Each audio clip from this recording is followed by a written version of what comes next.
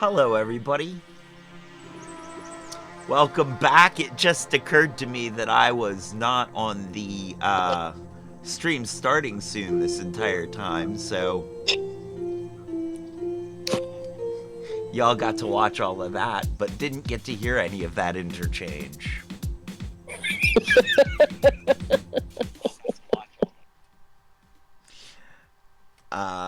So, friends, welcome back to Saturday Evenings Posted Mostly, where we are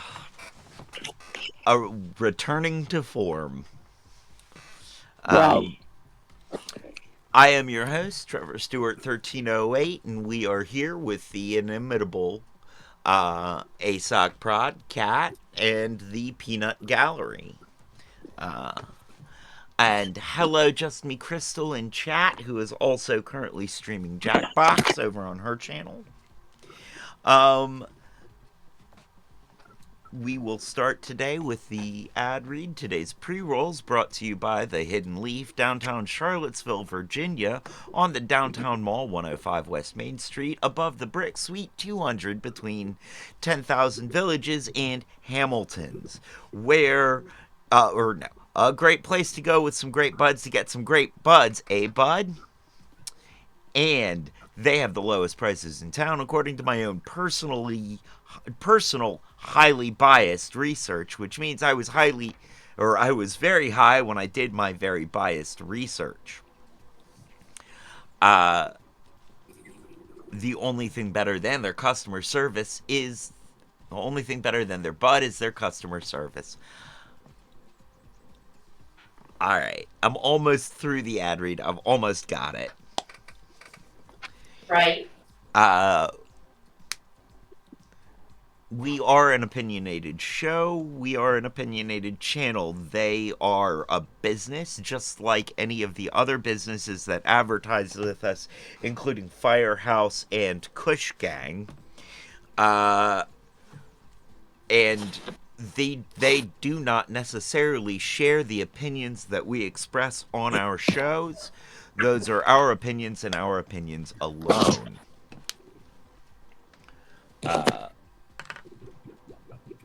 Yep, I think that's that. I think that's the ad read. We will today be having a Tropicana lifestyle from Kush Gang. The cherry Kush juice and blue raspberry drip. And I will also be eating a rocket bar, which is 1,000 milligrams of THC.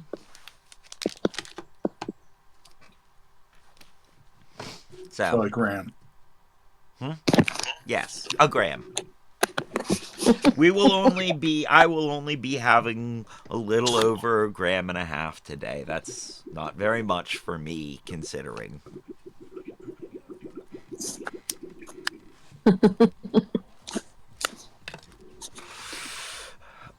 Well, friends, how are we? It has been one heck of a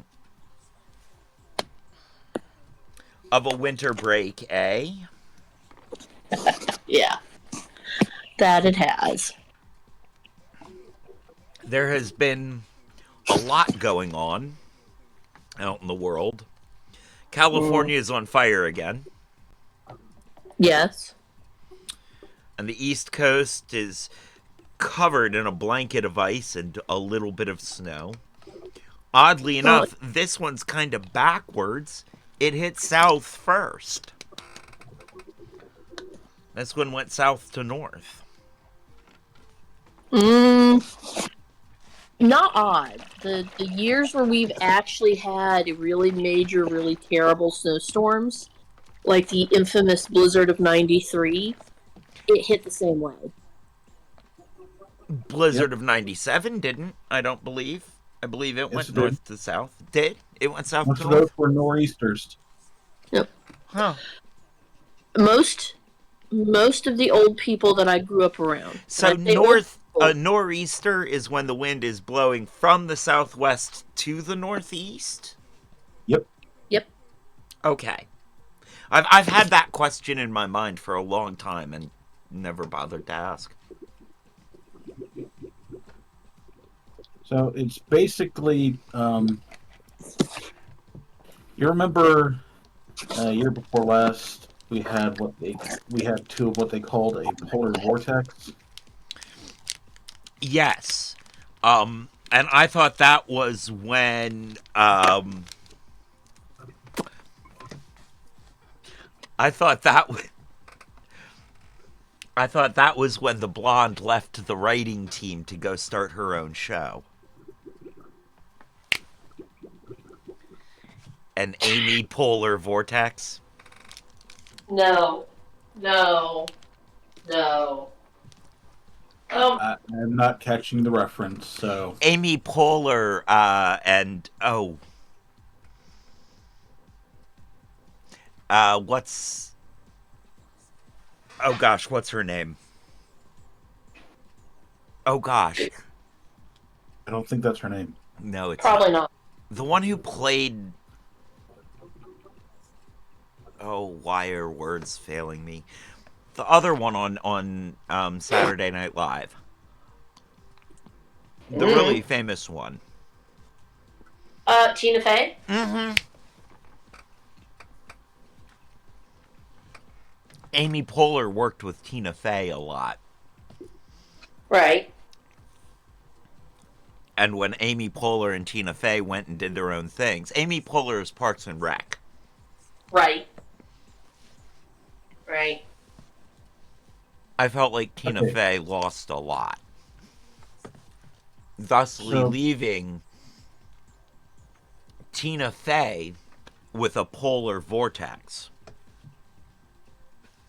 So,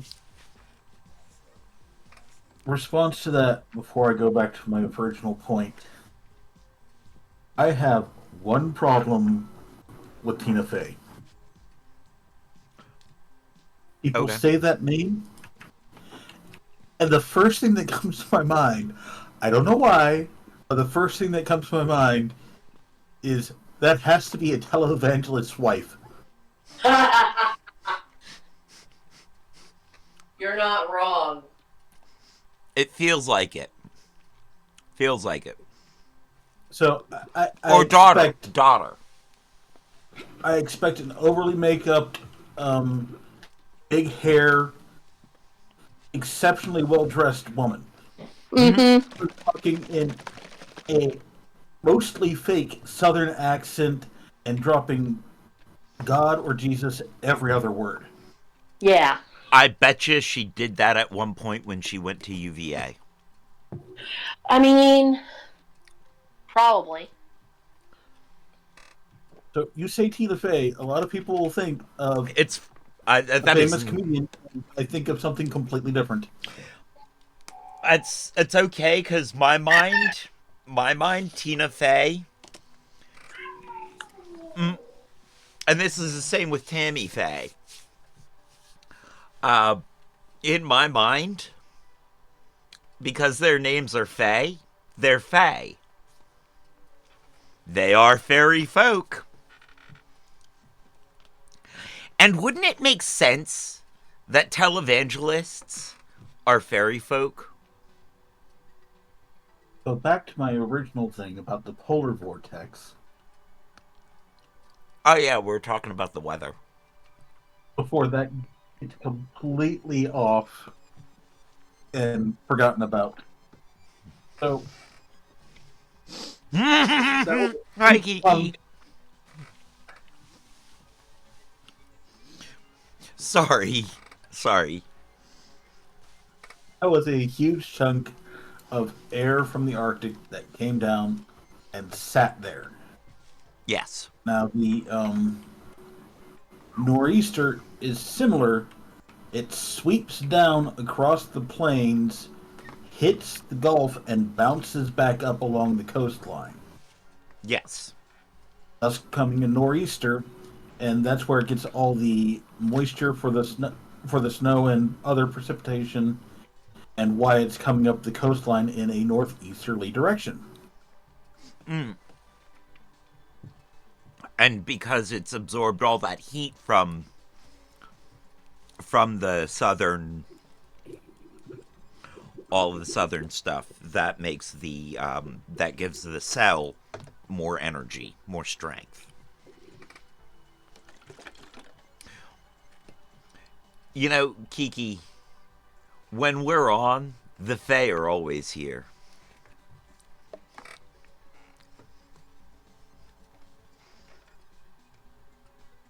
The eye of the storm is the powerhouse of the cell. Nice. Good one.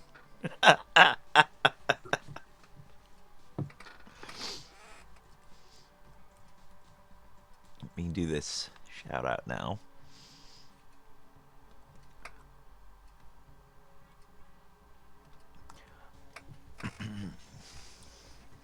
Everybody here has heard of Payday. You know what Fay Day is?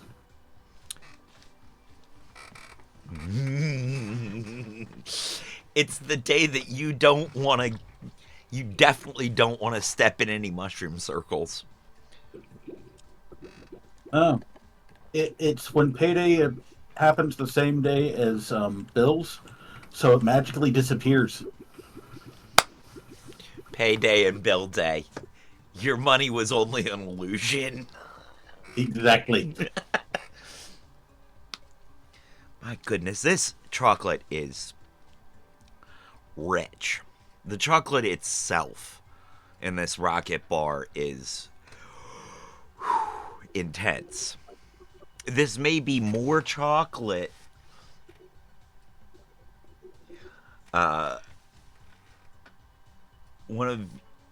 One of your Kiki says one of my mums is literally named Faye.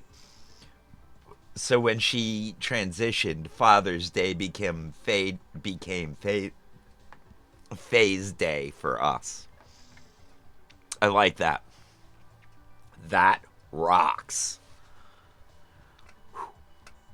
No, this chocolate is really rich. Like, it may be too chocolatey for me to finish the bar.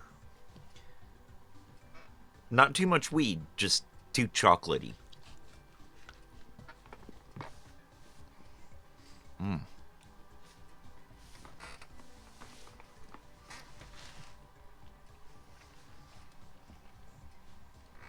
Bitter coffee to cut that.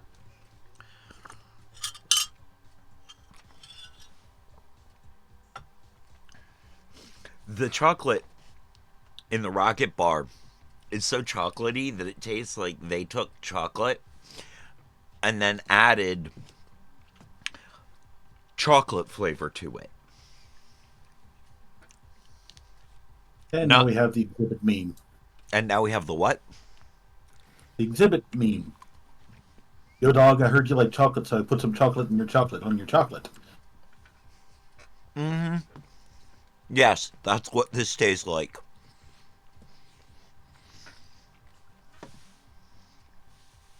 This tastes like the exhibit meme.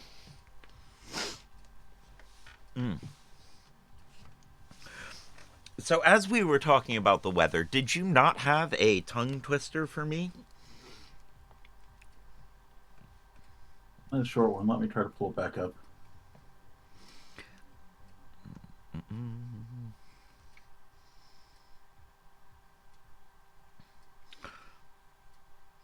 Ah, there it is.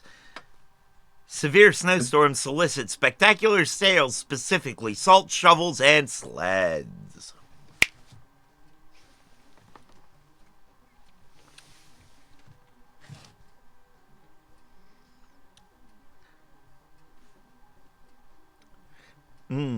Um, to supersede slippery slopes and sliding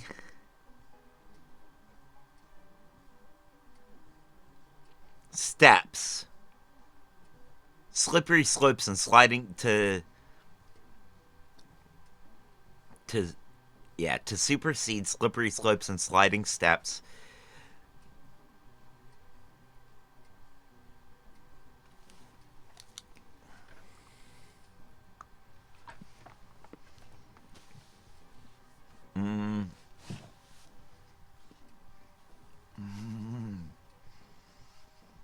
chocolate.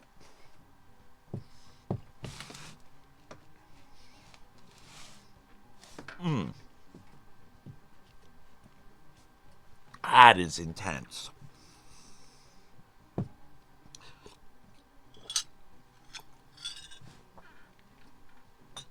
That is very chocolatey. Wow. Sounds like you need to boil some milk and melt it in there. Oh. I need to, like... No, it's very creamy. Like, it's very creamy milk chocolatey chocolate. Oh.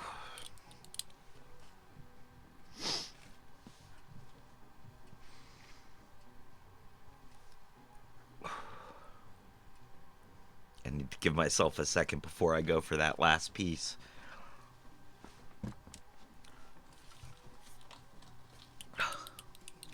It's like hippie life. Intense. Ha ha. Ha ha ha.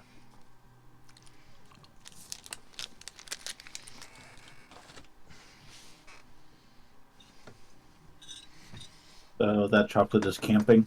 Mm-hmm.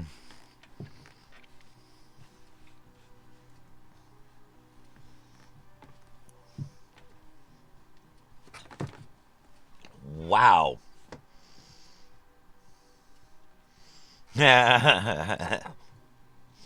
Kiki was working on that pun too. Um,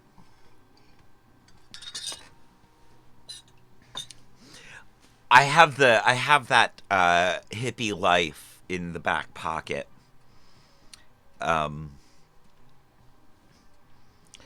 Cause at one point in time somebody told me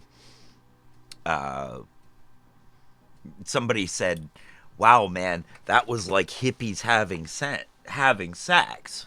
I was like, "Wait, what?"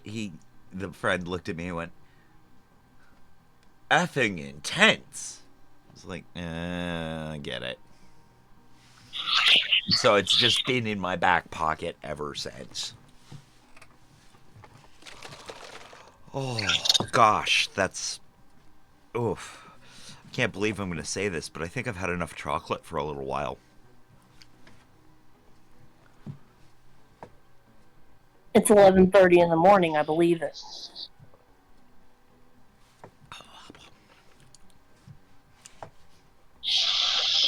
Ugh.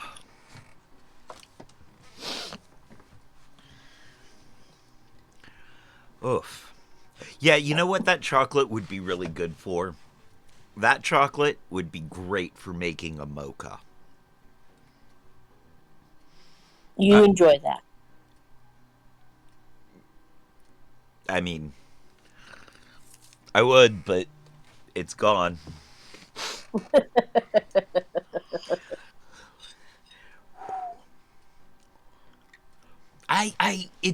It did taste like there was extra chocolate flavor in that chocolate. It did. It felt like the exhibit meme. You're right about that. You could use it for the base for brownies. Ooh. Hmm. I could. I know how to add more weed to it too if I do that.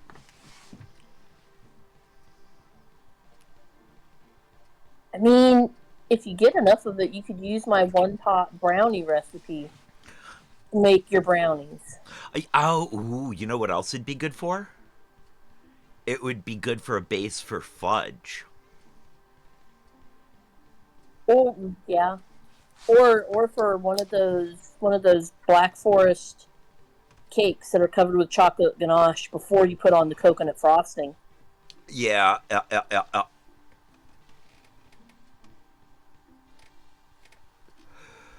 When I was a kid, I got red velvet and Black Forest cakes confused. I mean, Which was unfortunate because I didn't like coconut when I was a kid. I was deeply against it. I can see where you would think that velvet meant it was going to be covered in coconut because coconut's kind of fuzzy. That's not even that. Uh, it's that the person on the commune who made the Black Forest cake also made a red velvet cake. And I was easily confused as a child. Okay. And the person who made the cakes was an old German woman. Oh. Well, that means you might have actually gotten real, honest-to-God red velvet cake then. Oh, and Black Forest. Well, all right. Modern modern red velvet cake is made with food coloring. Right. Real, honest-to-God is done using the actual specific Dutch processed cocoa and vinegar to get the chemical reaction to turn your chocolate cake red. Right. Which has a different texture and a slightly different flavor than overly colored cake box. Right.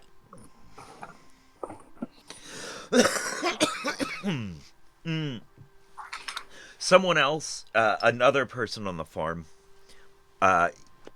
used to make a custard pie that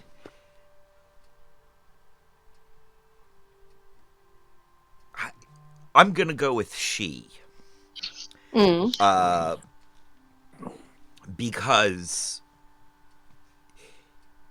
even if she hadn't transitioned at the time, even if she was a he at the time, she was not happy being him, so she was ready to be her. So we'll go with she. When she was making her custard pies, she would put a tablespoon of vinegar in. And it made the custard so rich. Yes. So delicious. But when you call it vinegar pie, no one wants to know. Oh, I know. It's like telling someone that you're making a chess pie or something else like that, and they're all like, ew. But if you give them a slice and you say, here, taste this, they're like, this is amazing. Cool. Here's your list of ingredients. I'm not telling you what the actual name of the pie is. Right.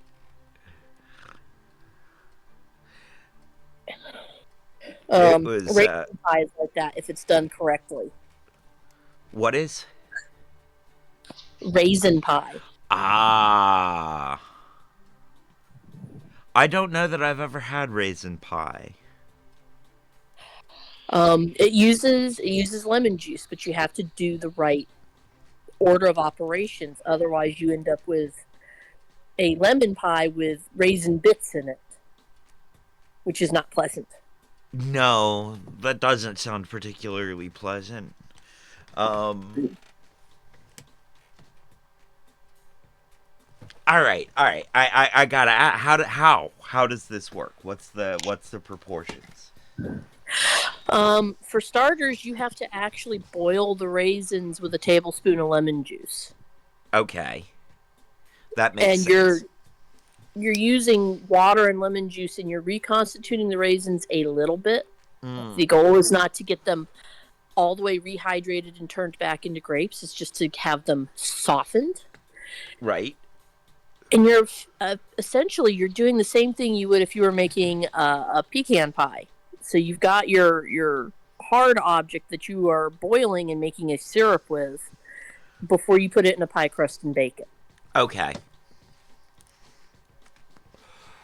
Does it have the same sort of butter pie filling that a pecan pie would have?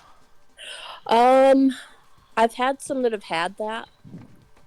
I've had some that were just raisin to the bottom, and it wasn't bad. It was a little bit.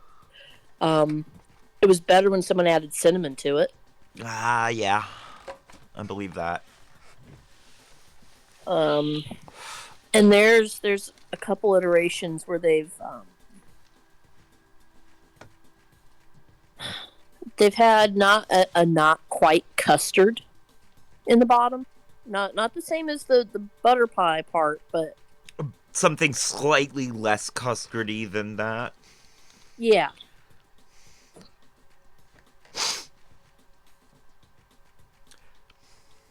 So one of the jokes that I keep not wanting to tell on YouTube, Yeah. but is gonna end up there eventually anyway, so why not do it now? And when I was young, my friend's parents got divorced.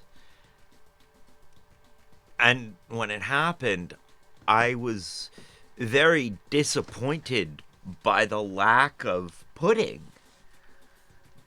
I was told there was going to be a custardy battle.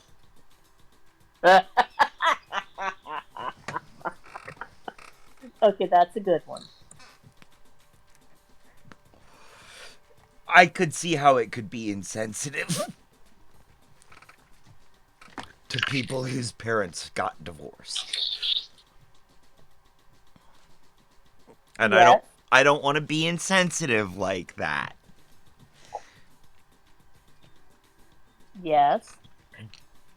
But keep in mind that I come from the branch of dealing with small children for a long, long time, and that is absolutely, absolutely a 5-year-old's understanding of what's going on. We're going to have a pudding battle. Right? Pudding Where war! is What do my you pudding mean? battle? Custardy battle. Damn it.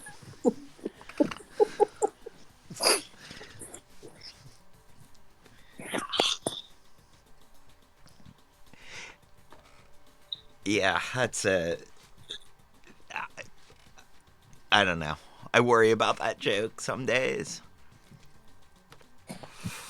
That's why I haven't. That's why I don't really like. That's why I didn't do it as a short, as a YouTube short. At least as far as I know, I didn't. Um. Yeah. So.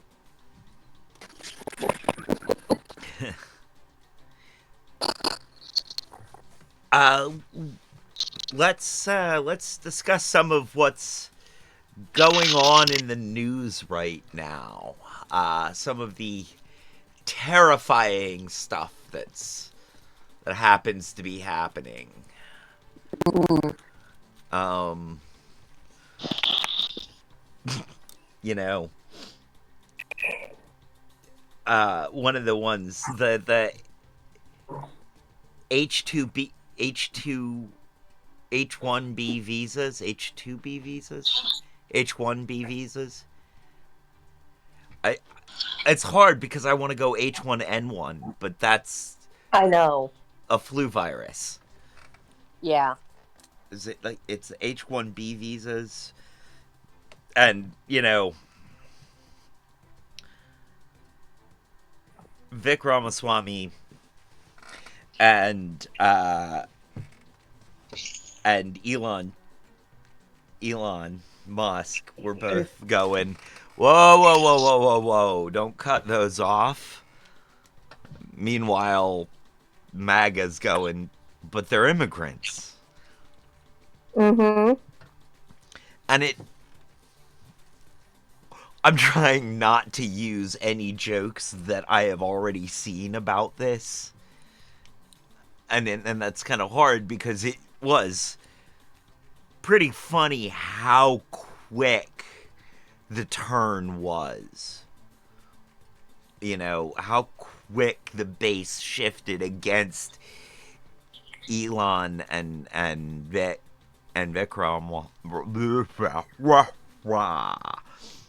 Ramaswamy. Yeah.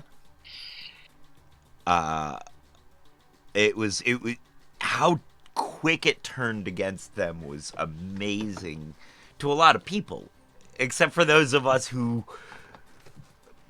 are looking at it going, I know how this plays out. Like, I know what you know,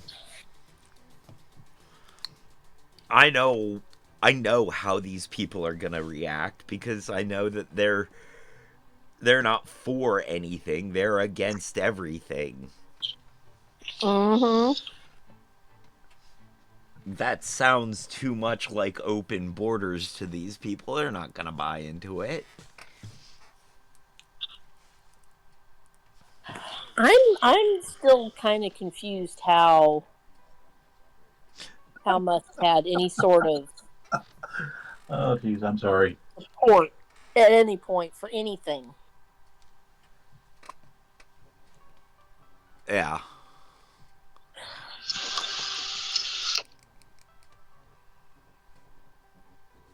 Kiki just said, as a Brit, it is incredibly impressive how much Elon is hated right now. He's not even he's lost even his most ardent fans over here. And it's Mm-hmm. cuz he won't cuz he's trying to recreate the success he had over there by doing the same trolling move quick and break stuff disrupt thing. And honestly, like the UK is not about his anarchy. Even the anarchists over there are like, no, you're a capitalist, not an anarchist. Uh, Mm-hmm. Yeah. he's Henry Ford too, Electric Boogaloo. Yes, exactly. Yes. Um, he's gaining some traction in Germany because there are still those. Well, because he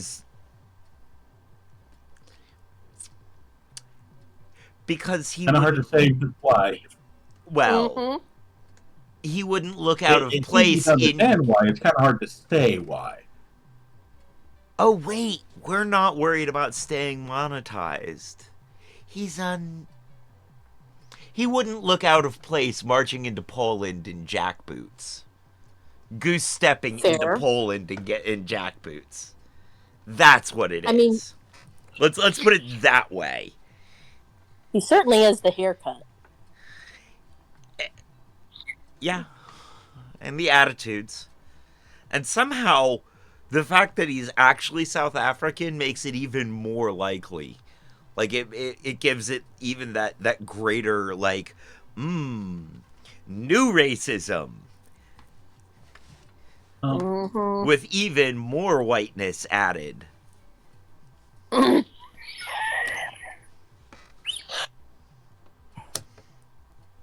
I mean, isn't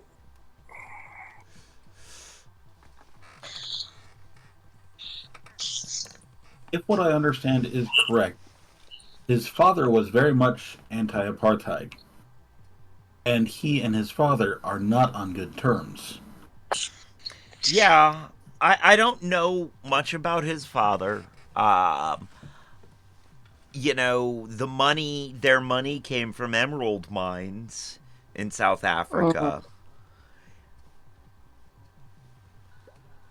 It wouldn't surprise me that his dad was against apartheid because uh there was probably it probably in a business sense affected his bottom line. Yeah.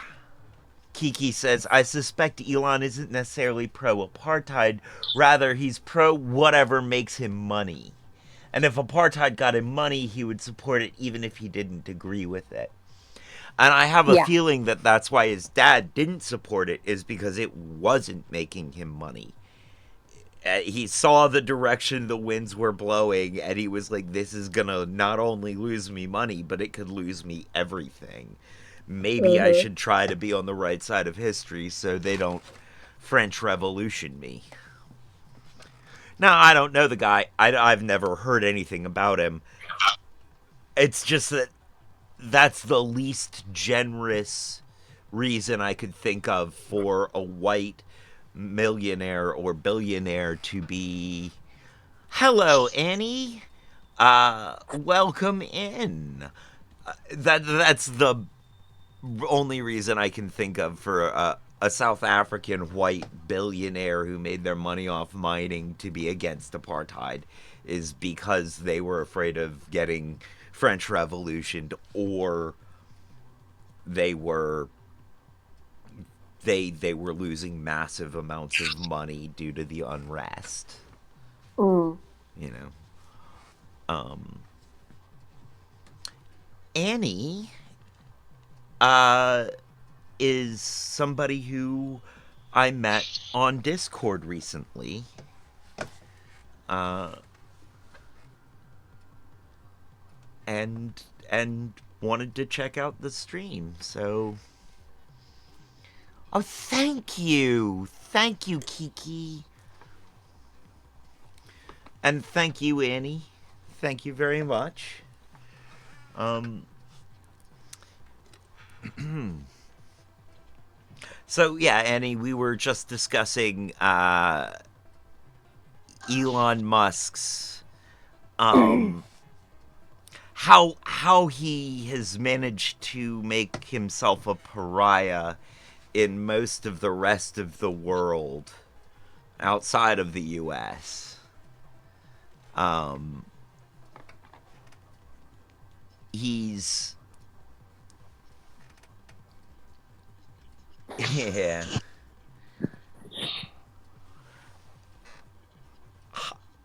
Hi, I am being approached by. Hi, Picanito. Uh, hi, what is okay? Annie. What is the if you are aware of it? What is the general opinion um of what is the general opinion of Elon Musk in your area? Um,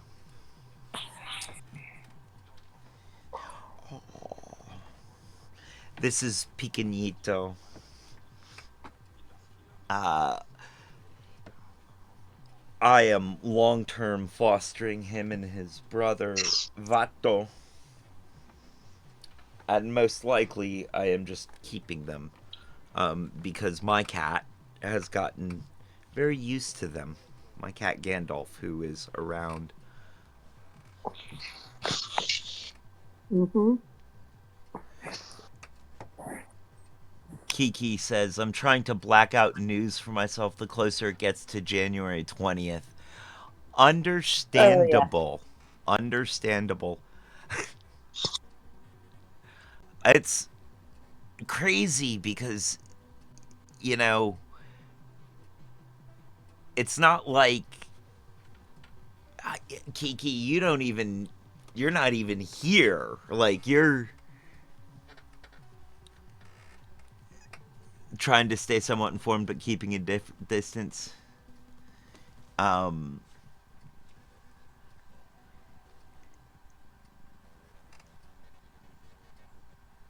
Annie says, general opinion in my area is that he's going way good with AI now, but he said himself that it would be dangerous, and he is doing the same thing himself with all of the creations. Okay.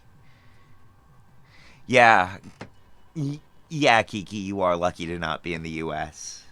Right now, too. It is.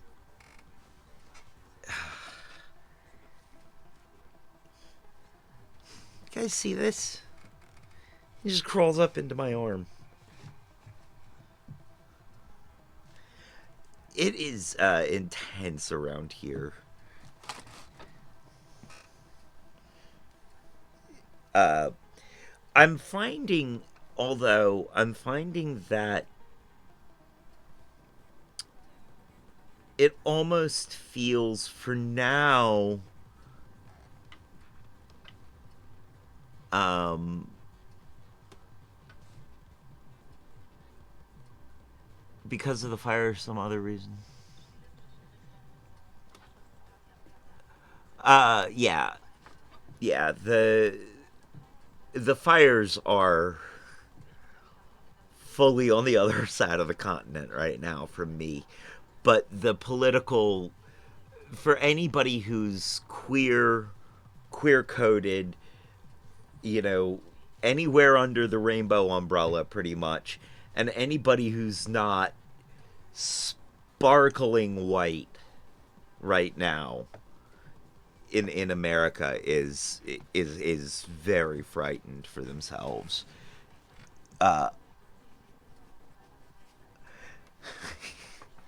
It is not a place to be other than normal.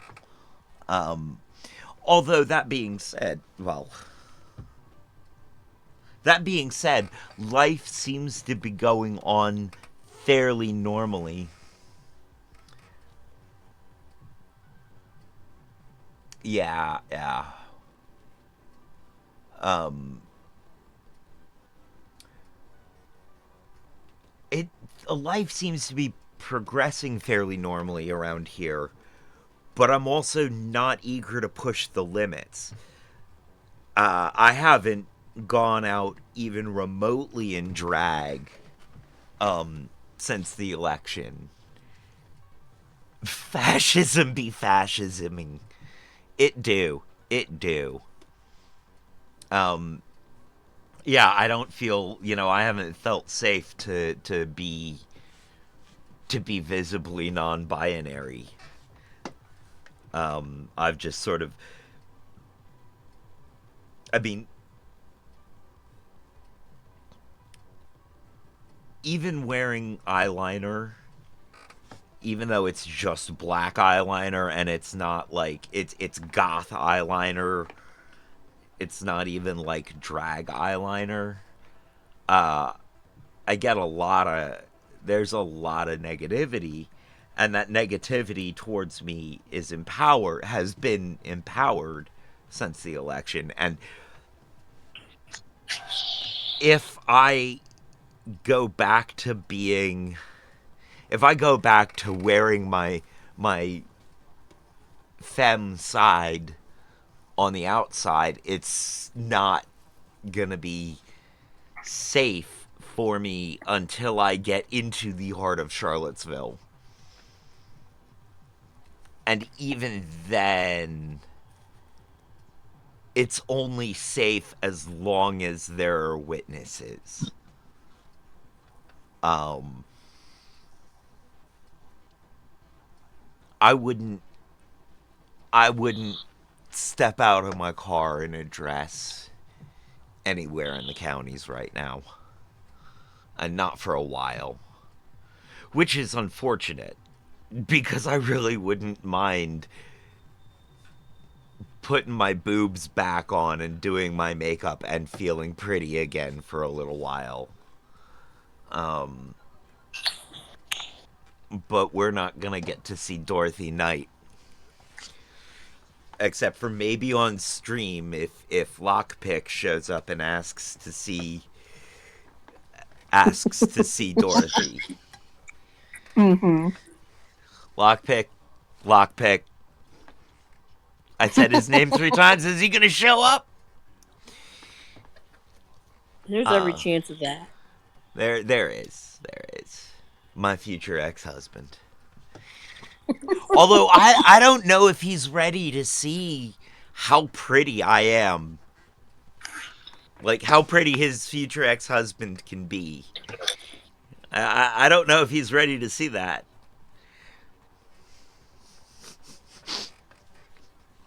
I mean, he may be questioning his own sexuality as much as everybody else is questioning his sexuality.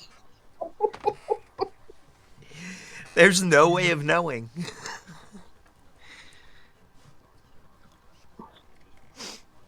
This is true. This is very true. I mean, he saw you on stream that way, he might be more encouraged to come for a visit. He might be.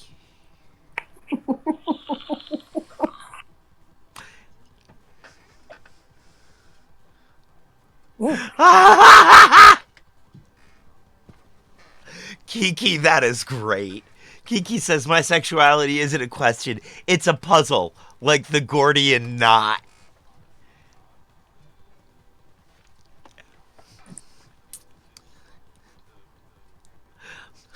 That's okay, That's Mhm. okay, Kiki. My sexuality is like a broken lock. Always open. Mhm. Oh, gosh.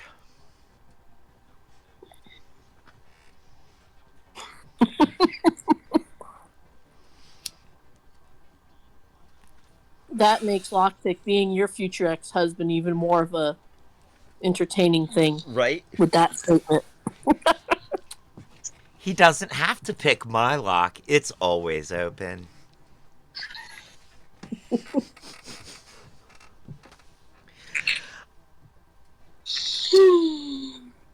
Ah, poor guy. I don't even know why I don't quite remember why I started hitting on him.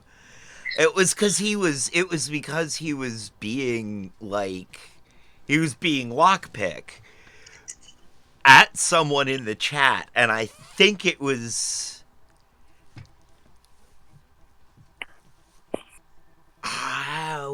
might have been David Househead.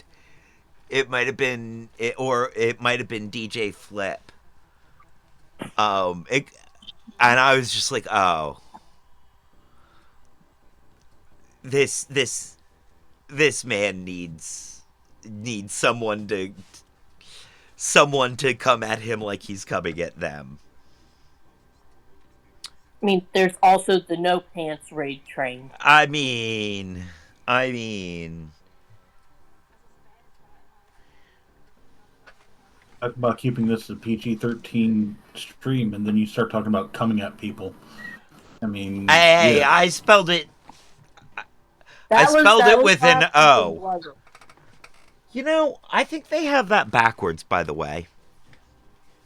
it? Mm-hmm. They do. Because if you're gonna be, well, if you're gonna Yep. be coming, it should come with an O, especially a big one. Exactly. On the other hand, I I mean, always you can use like that however many there's hands as you a want. U in. Huh? What? I said you're free to use however many hands as you want. All of them.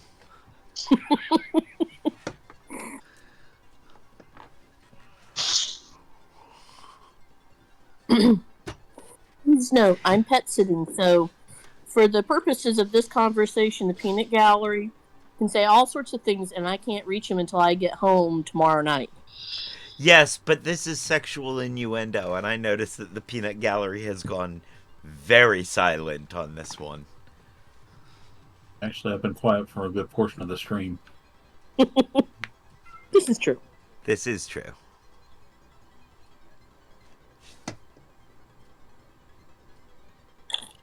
What is that?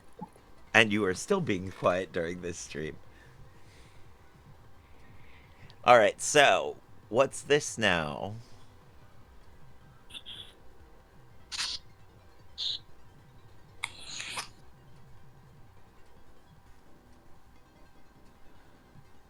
The facts behind. Alright. I was doing a quick search of the different visas in the news. And one of the very first things that I pulled up was from Snopes. And it's the facts behind accusations Tesla's replaced laid off staff with H-1B.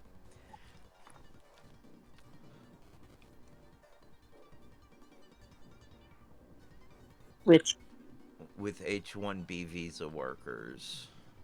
right.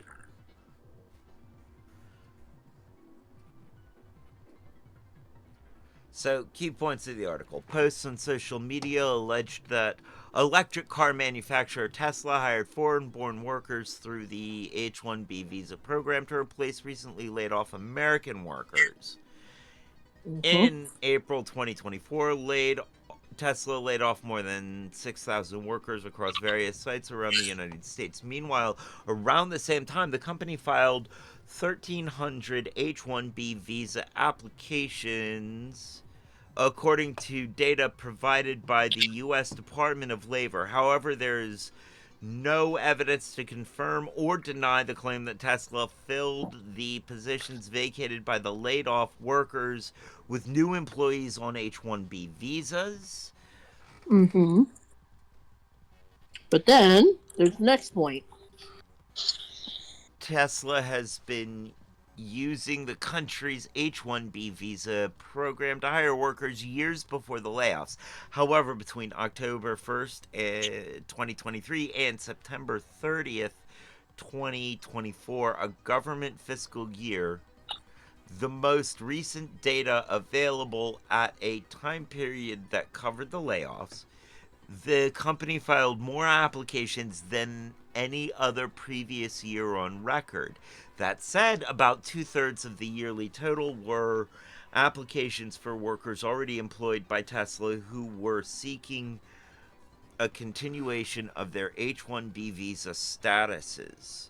Between March and June 2024, the months surrounding the layoffs, Tesla submitted 1,269 applications for H 1B visas, or about 61% of the company's yearly total, government data shows. Mm-hmm. It sure does look like they did. The optics are not great. Um, Mm-hmm. But as we well know, correlation does not mean causation. Mm-hmm. no, no, it does not. And the plural of anecdote is not data. No. Um, No. right. But Well, thank you, Annie.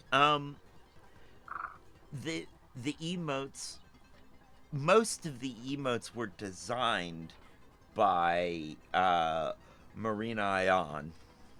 mm-hmm. Um, and then all the Twitch emotes were put to PNG, also by Marina Ion. Back to this. What were you saying, Kat, about this? um if you take the optics out of it and just go with the sheer fact that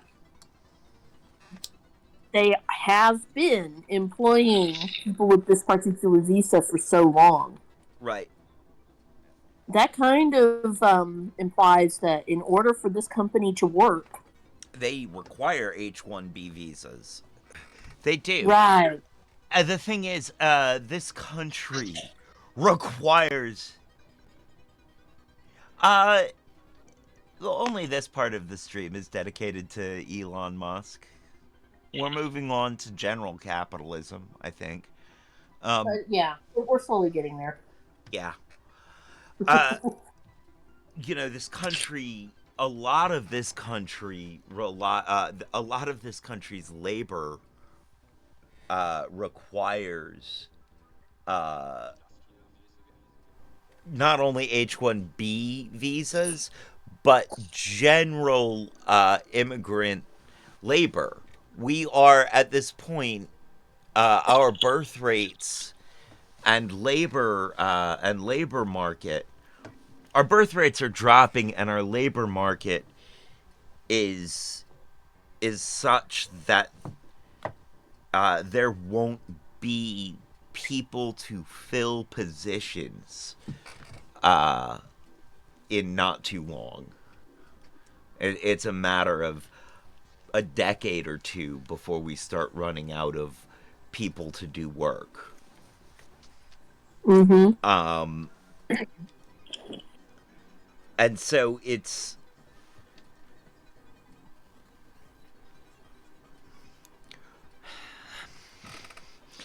and so also a lot of the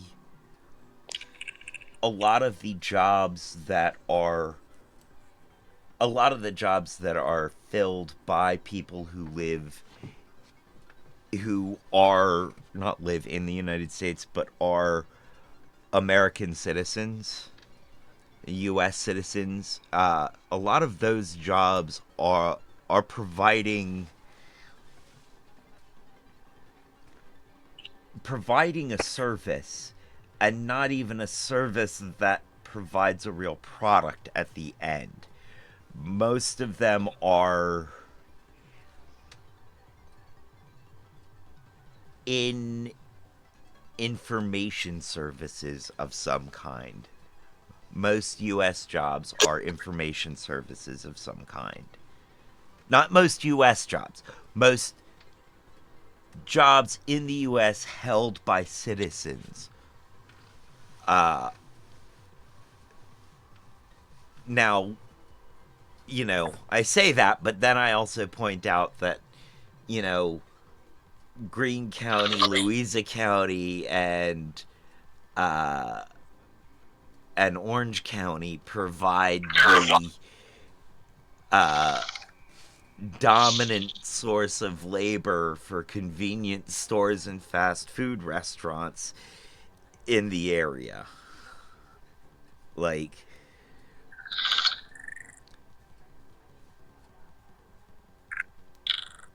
there are funny sounds coming from the background. It's on my background. Is that the chicken? I don't What? know. Are you asking me? There was a Yes. burbling coming from your background, Peanut Gallery, earlier.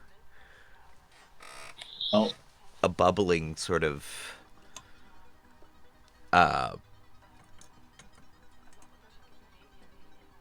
aquarium sort of noise. Hmm. Or, well, that's because I'm currently farming slimes. Oh. okay. And that, But see I the have bubbling, muted that, but that is not at all what you're hearing at the moment. okay.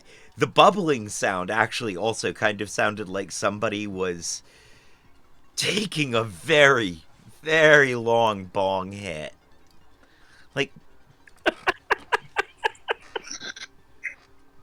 cheese and crackers, what kind of lungs does that person have?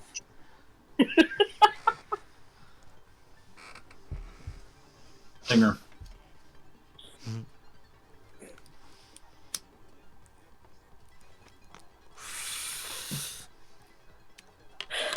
Oh, look, it's the tail again. And gone. Yes. Pequeñito.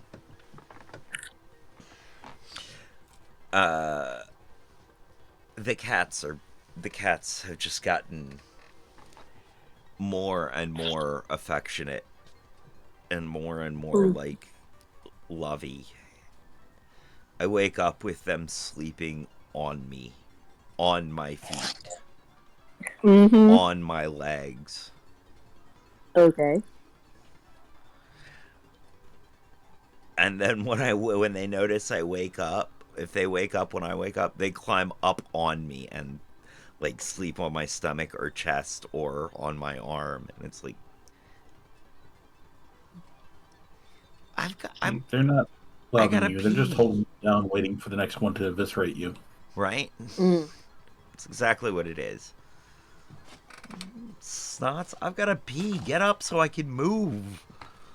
Nope, that's not how that works.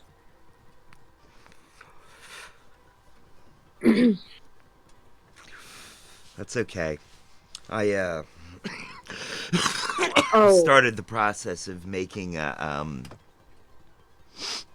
making an appointment for them to get fixed. They're not gonna love me for a little while after that. Enjoy True. your lurk, Annie.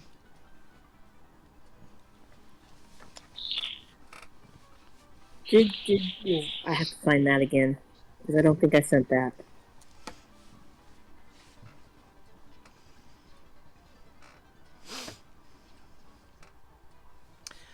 So,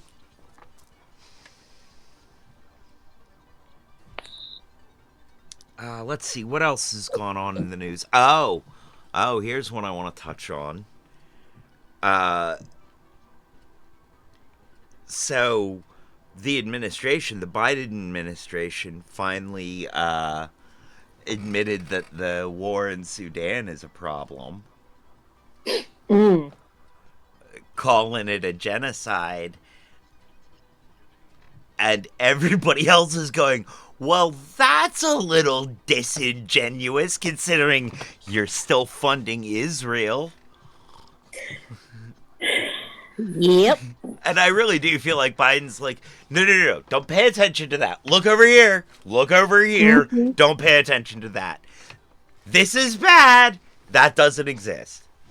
And Yeah. I am so glad to hear anybody but NPR and a few, dedicated YouTubers talking about Sudan and talking about that war, because it is bad. It has been a humanitarian flustercluck for a long time, and nobody said anything about it.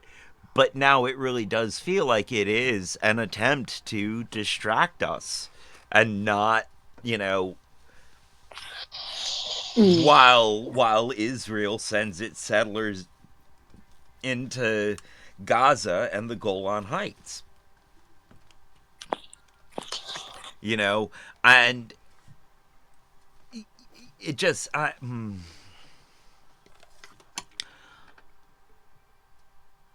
and this goes along with a shift in terms of service. I don't know about in YouTube, but on Twitch now, as you noticed, I all of a sudden dipped away from using the NZ word as an insult. Yes. Because apparently now Zionist can be used as an insult, or it can't be used as an insult. Which I get it. It's an insult. It's not a nice one. It's a pretty nasty one. But you can't go throwing it around as an insult on Twitch now. You'll get a ban. Mm-hmm.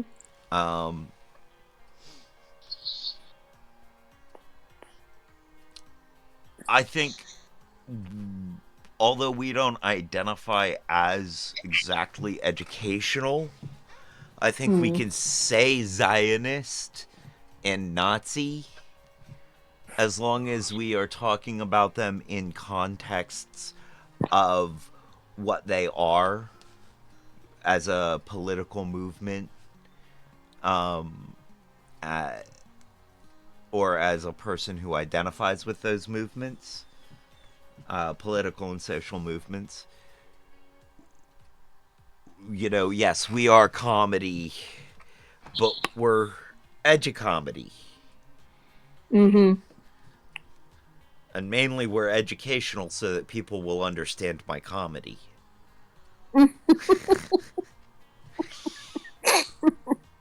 If my comedy is too smart for the room, then the room needs to get educated. Come here, I've got a 3-day lesson for you so you will understand my jokes better. Exactly. Oy vey. Um. So, yeah, I don't want to, even though I do think that Elon Musk is, you know, would wear an armband in the situation. He'd be happy to be in that group. I'm not going to say it as an insult like that. Mm. Right. I'm just going to heavily imply it. In Minecraft.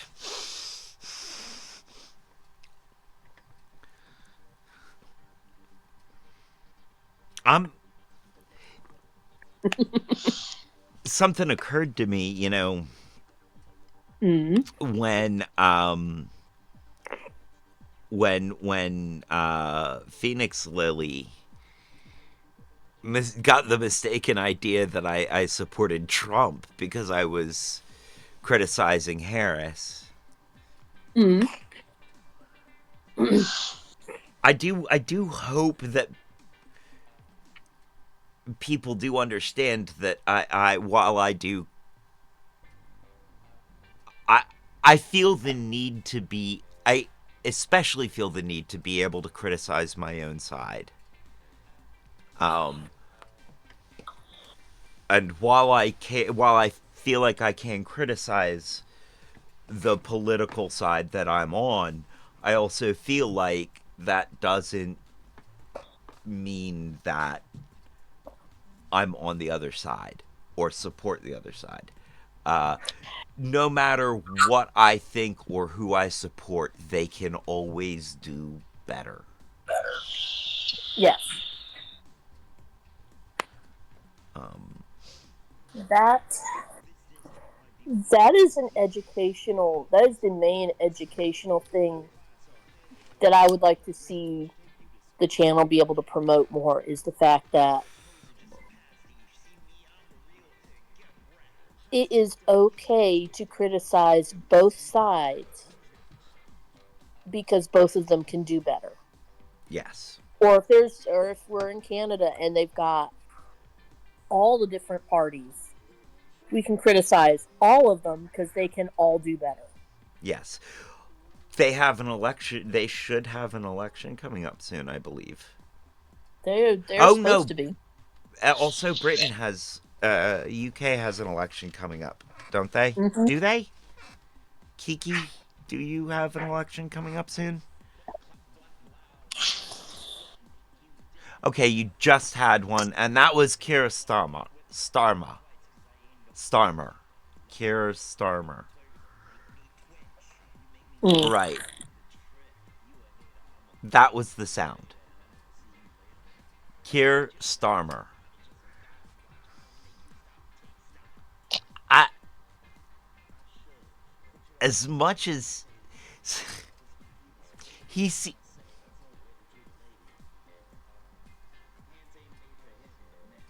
I don't know how people feel about him, but he really seems to have all of the aggressive attack mindset of a small glass of warm milk. He really. He intimidates me about as much as a handful of trail mix. A small handful of trail mix. And I'm really not sure if that's everyone's takeaway, but I feel like insipid was a term that was developed for him specifically. Wet! Wet, yes! He's wetter than a haddock's wet bits. To quote, Blackadder, Mm-hmm. Rowan Atkinson. Mm-hmm. He just. He got pissed off at Elon Musk and said something, and it had all of the effect of making me feel like somebody had just tried to knock me over by blowing at me from 3 feet away. It was so impactful that I don't remember it.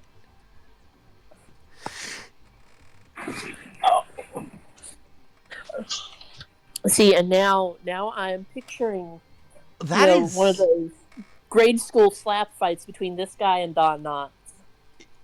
Oh gosh.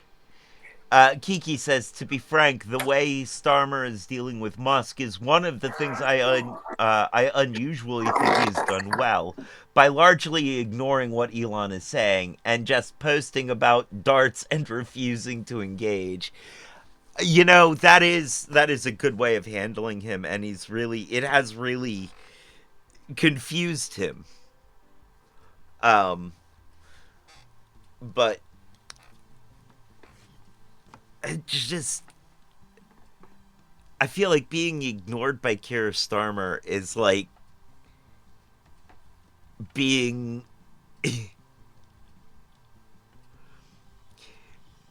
being ignored by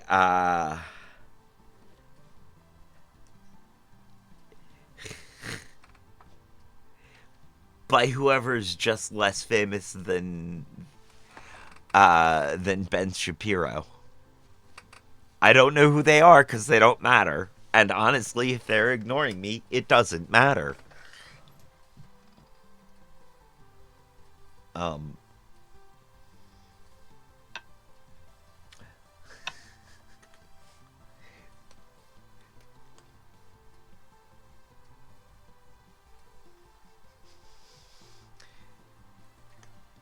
being ignored by the incredible Mr. Limpet would be upsetting.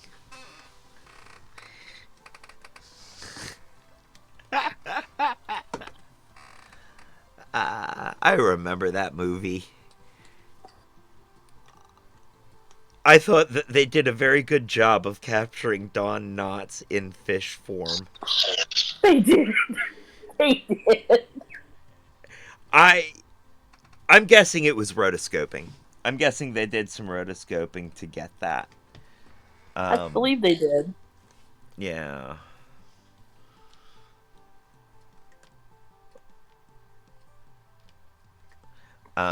I think because so in the old Disney cartoons where they they were doing actually I don't know if it was Disney. It was the Betty Boop one Mm. where they were doing a Cab Calloway song. Mm-hmm. And they rotoscoped Cab Calloway into the background of the cartoon so they could draw over him, so they could draw the dance moves.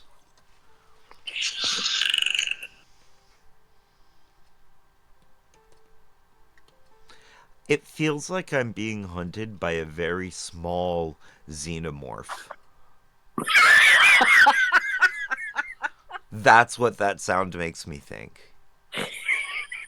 That's more of a Me. predator sound. More of a what? Predator sound. Yeah, yeah. Okay, I'm being hunted by a tiny predator. You know, more hissing. That's true.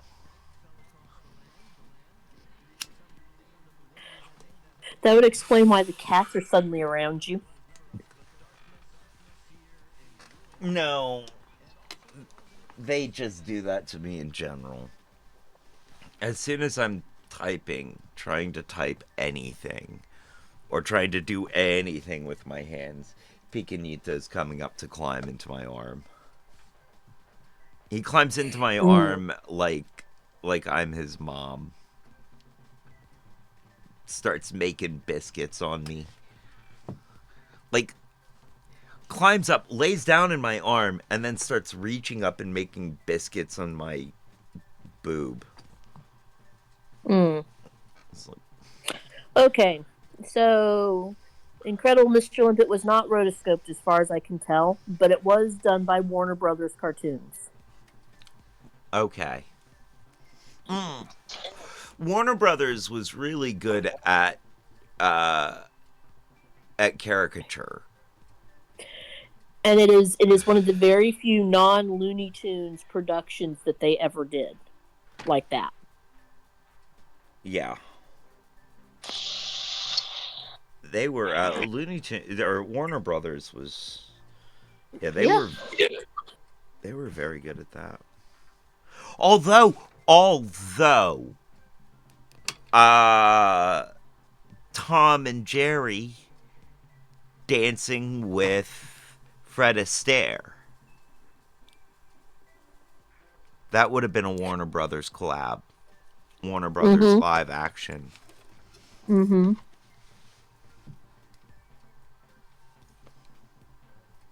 And then, of course, more recently, you've got your Space Jam Yes. and Space Jam 2. Yes.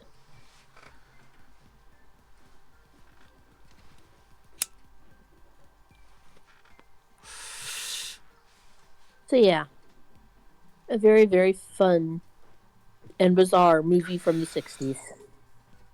Was 60s, huh? 1964 is when they released it. 64 is when they released Mr. Limpet. Yep. When did they release uh oh no, I know when they released The Hobbit. That was 77. When did they Mm-hmm. release the Lord of the Rings cartoon where they used the rotoscoping? And they did it terribly. I don't know. They did it very much to the proper effect of what they were trying to do. I mean, yeah, but dude. 78. Wow, it was a year later. That explains it then. That explains it. That it was just not it was rushed. It was not well done. It was hard to watch. Like it was hard visually to watch. And the other cartoon movies that did that around that time, like Wizards, I think, did some of that. Um, Wizards was 83.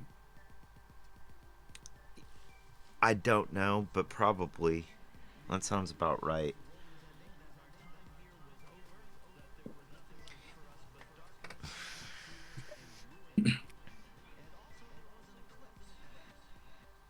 And yeah, that used some of that rotoscoping. See, okay, but in '82, Oh, that's some beautiful savagery there from snooty film people. what's that? Let's hear it. All right, so take it with a grain of salt. This is Wikipedia, but I'm looking through the production and how the 78 Hobbit happened. Oh yeah, there was some not nice stuff said there. Oh yes, indeed. So the dude that did the main directing, producing for this, Mm. um, 75 in 1975, he convinced United Artists to produce a series of 2 or 3 animated films. He was offered Borman's script, uh, who he'd done work on this before. Someone had worked out a script for the movie before, and it got abandoned. So he was offered the script, which was refused, saying that Borman didn't understand it and that his script would have made for a cheap film like a Roger Corman film. Ouch. I said it was delightfully nasty. Whoo. Whoa. So the United Artists executive accepted the director's proposal to do the books as close as we can using Token's exact dialogue and scenes.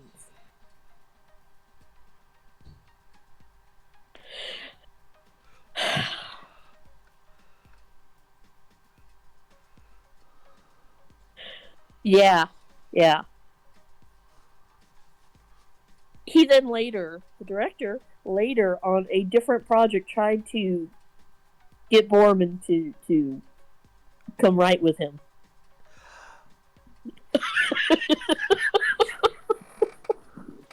Yeah. I would like to know what Borman said to him after that.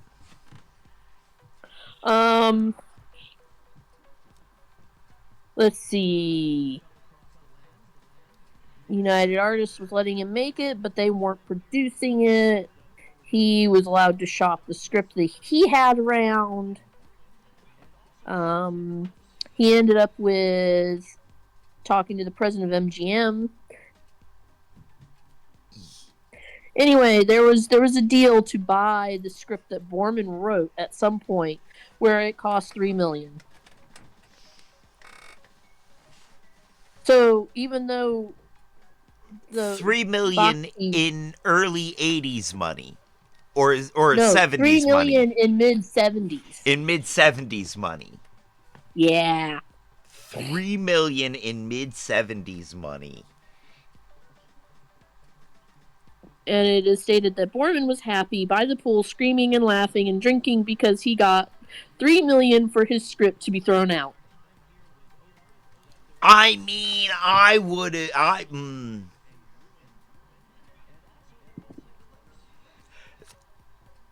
So I would. That is, man. I would be so tempted to piss away $3 million out of spite. Yeah. Oh no, Boy. So the only thing he was really truly unhappy about was the fact that the project was going to animation because Token had written to Borman, pleased that he was doing it live action.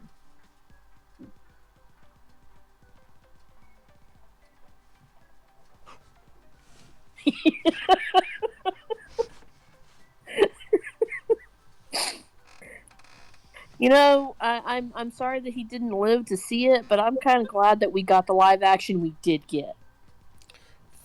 Thank you, Peter Toy Boy Jackson. And we needed the animated version to look at and go, we can definitely do this better live action. Yeah. Yeah. It was was it painful? What a...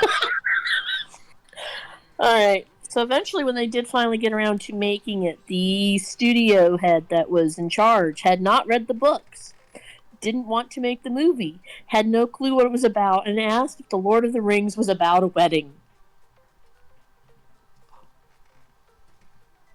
In a sense, yes.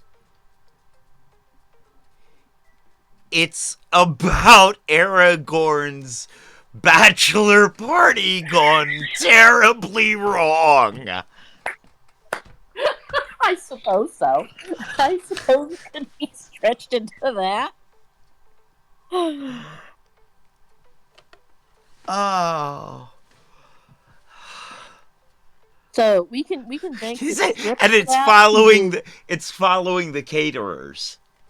Yes. Oh. So. Oh my God. Somebody make a note of that. Somebody clip that. I don't know. But something, because that feels too right. I will do that afterwards, but I will make a mark on where it is for now.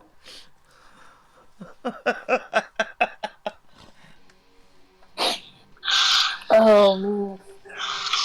Oh, I am dumping this Wikipedia page in the general chat.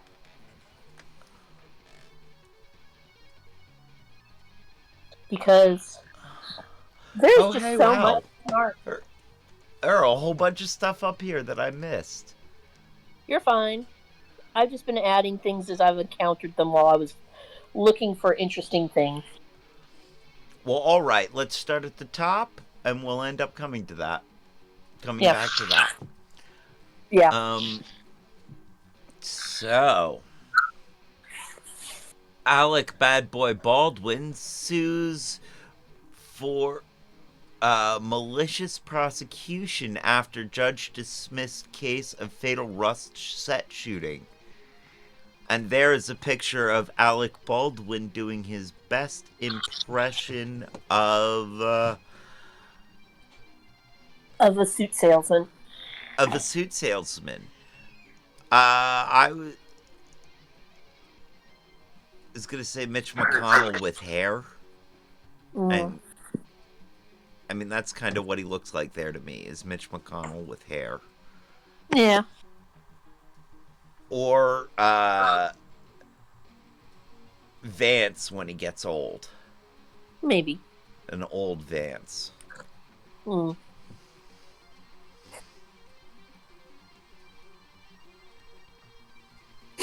So yeah, the Fantasy, New Mexico. the nutshell version is last summer he was being prosecuted. The Correct. prosecutor screwed the pooch entirely. They had a mishandling of evidence. They didn't turn the evidence over to defense like they were supposed to. They had mislabeled the evidence under an entirely different case file. And then Cheese and crackers. Who did they hire to do this? Me? No, because you'd have at least been smart enough to hide it properly. You say that, but my history hard with to the never law mind. would beg to differ. I've gotten caught so many Anyway. times. During the trial, when it hit the point where there was no way that the prosecutor could hide this anymore, she got up on the stand to testify about how things happened from her point of view, opening herself up to cross-examination from the defense attorney about this. The prosecutor made herself a witness in her own trial. Oh, what a... Oh, gosh, what a mistake. At that particular moment in time, there were a lot of people that were kind of applauding her because they were going with they were it's like That's she's telling the brave. story. Yeah, they were going with Well, it's a fine line between bravery and stupidity. Yes, and she crossed over it multiple times. They say the better part of valor is discretion. I'd like to point out that the better part of discretion is cowardice. So the best part of valor is cowardice. So it was spun off by her immediately as her trying to set the record straight and make sure that there was a clear record of what happened. Not necessarily absolving her of all wrongdoing, but at least making sure that the people that had actively participated in this were painted with the same brush she was. I mean, I guess it is taking control of the narrative. Right. But that's not... Which would have been fine. Nah, yeah, except you don't get to keep control of the narrative. Well, the thing is, if she had done that and then let things go, it would have probably been fine. The judge at that moment called for a mistrial, dismissed the case, dismissed it with prejudice because of the mishandling of evidence, and basically said you can't prosecute him anymore. Right. A month and a half later, the prosecutors basically sending appeal after appeal begging, let me charge him again. And she continued doing this up until December.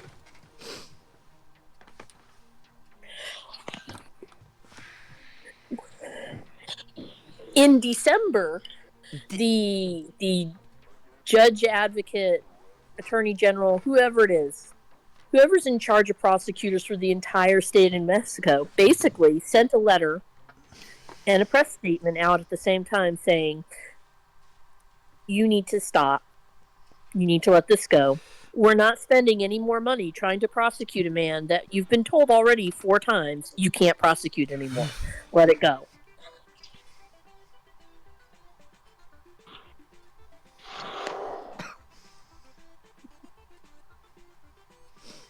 Just seems...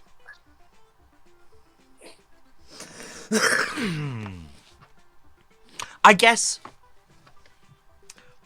pride is a heck of a drug. Yes. I guess that's what I'm going with. Pride is a heck of a drug. So he's now suing her, specifically her. He's not going after the judge. He's really not going after a lot of the other people involved, but specifically her, one of her main helpers, and the three or four investigators that were part of this that helped hide evidence. I And mean, he's basically okay, but I don't think I don't think I don't think it makes him look like the good guy to do oh this. no. Please see your earlier statement about pride. Yes. Yes. Oh, let me. I forgot to put us over here on Let's Watch Something. So yeah, You're fine. seen here looking like an old J.D. Vance or a suit salesman. Yeah, he looks Yes. like he works at that. He looks like he works at a high-end retail place. Men's retail. He actually looks like my late father-in-law.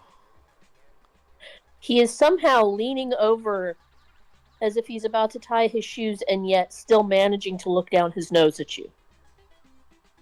Yeah. Well, okay. Now, given the condition I was in when my late ex-father-in-law first met me, Mm-hmm. I don't blame him. Hmm. That's you and your late ex-father-in-law. Oh, and I'm he was, talking about by this the way, man a here. wonderful guy. Mm. He really was. Good. Just, I was always having to recover from that first time he met me. Those first impressions. They do a lot. Whoa, and that first impression was incredibly bad. I so I was working at the parking lot at the time. I was working at the parking lots up on the University corner. I was working at the one on Elliewood. Mm. And I was partying a lot. I was partying with a group of punks who hung out over on Stribling. Okay. And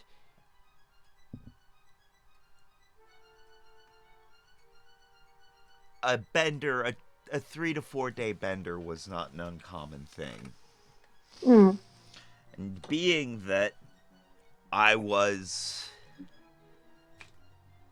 capable of going on a 3-day bender and still carrying out my job highly capably. Hi, Gandalf. Hi, buddy.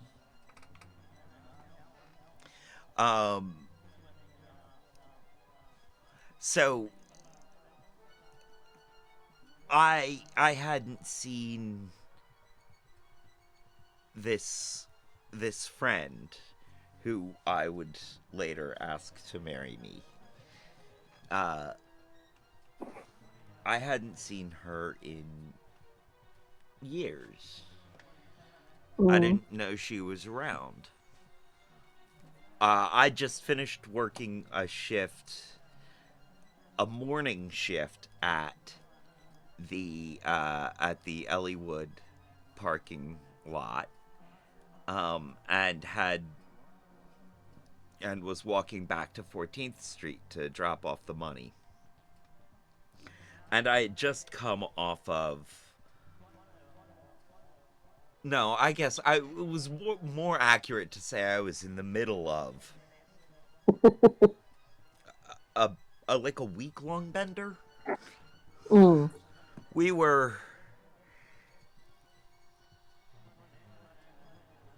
Yeah, it was a lot of. There was a lot of chemicals. There were a lot Ah. of chemicals involved. There was a whole lot. It's like I was mixing chemicals. At that time in my life, I was a human chemistry experiment. Um, and I was the clothes I wore looked like they had been. I, I looked homeless. Not just homeless, not unhoused, not just homeless. I looked like I lived in a gutter. I looked and smelled like I lived in a gutter. Literally. Mm. And at the time, I kind of. Not saying I did, but I didn't not live in a gutter. I was not housed. And I mean, okay, so I would stay over where the punks were, but I didn't have my own place. I was staying with my girlfriend occasionally, but I could only stay with her occasionally. Mm-hmm. Um,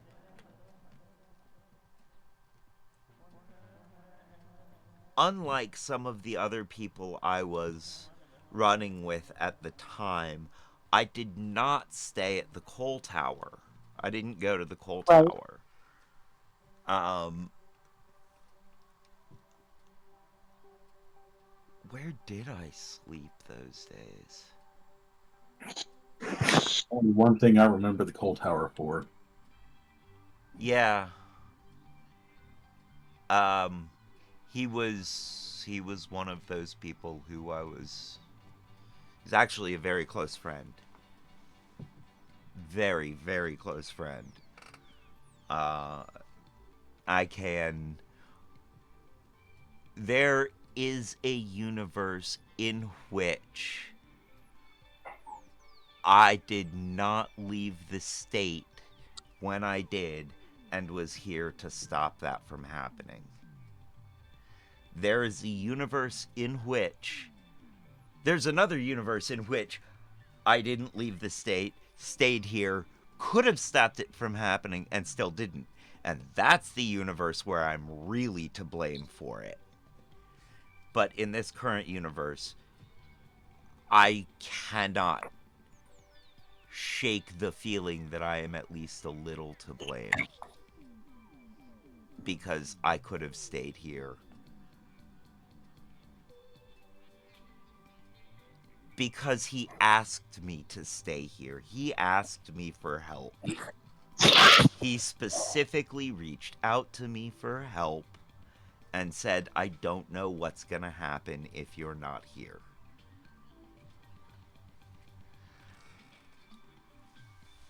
This is we're being very obscure about this. Mm. Kat, do you know what we're talking about? Yeah, I know what we're talking about. Uh, Events. what did you say? Local events. Local Local events. events. Local events. I was,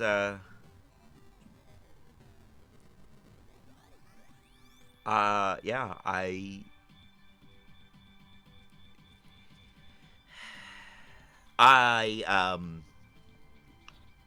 he unsubscribed from Minecraft in prison. Mm-hmm. Um,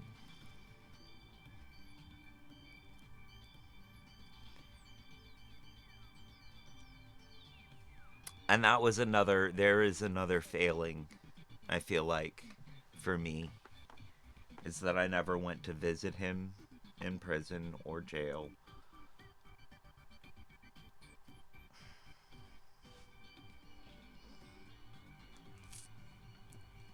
Welcome to My Life Has a Few Regrets. And this is one of them. Mm-hmm. I have. Oh, speaking of airplanes,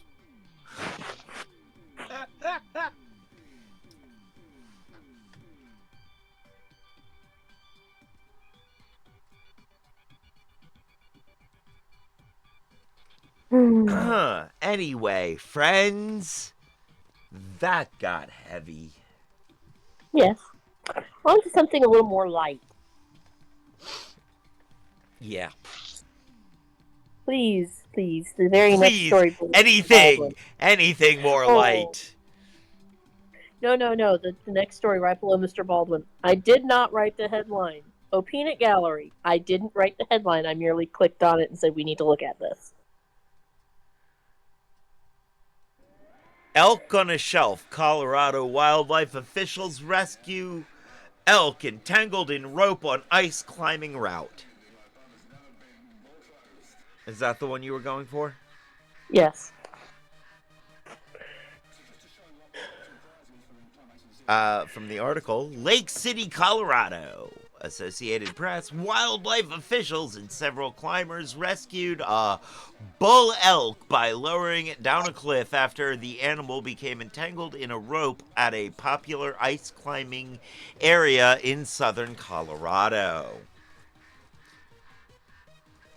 Colorado Parks and Wildlife officials said a group of ice climbers in Lake City encountered a distressed elk Friday morning, and a CPW biologist started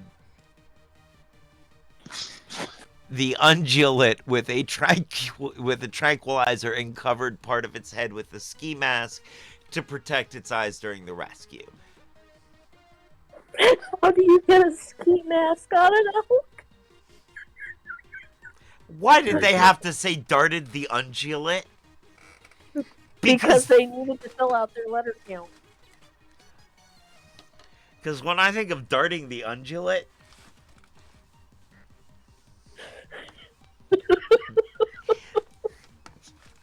it's not a good thought.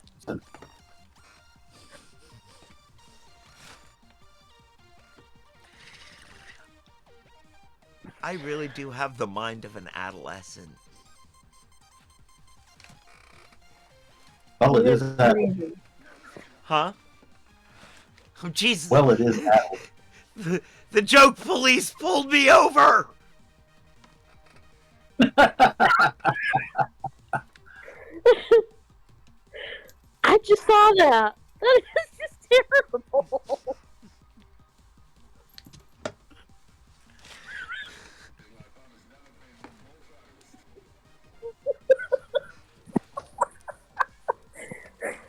And in the background, Gabber Gnome is playing. So I have what's his name saying, and my bum has never been more closed. Let's get off of this page quick before I get a ticket.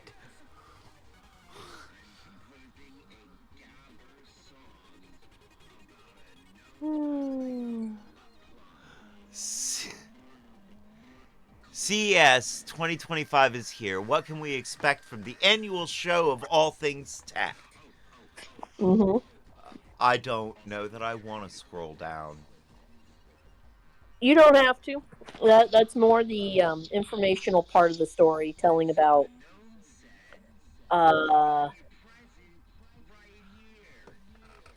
AI everywhere you look. Ew. Yeah. AI, new robotic things, new ways of doing stuff. Basically, it was the Consumer Electronics Show, and they've Yeah. you know, taken syllables out and gone with initials because that sounds way fancier. Yes, but the CS is not. I don't. Yeah. It's not that. It's not that I don't. It's that I don't feel like they do. Some years it's really important. Some years not so much. Right.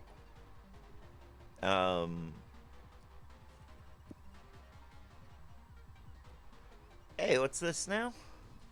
Meet the real botics robots. Less robot, more human. That looks interesting. That was honestly, I was scrolling through YouTube late last night and came across that video. And was like, huh, and what are they doing this? And that's how I ended up with the article for CES 25. All right. Is the video interesting? The information that you're getting really isn't all that interesting itself, but it did remind me of your friend who came on and talked about her AI. Froggy. Yeah. Alex. Yeah. Sorry. That's okay. But it reminded me of Froggy and the AI interactions that were described on that show. So it's like, well, shall we? That how long have we been going? We've been going for close to an hour. I mean, it's the timer says almost 2 hours. How long is this video? Like 5 minutes. Shall we? Sure. Why not? All right. Oh, hussy.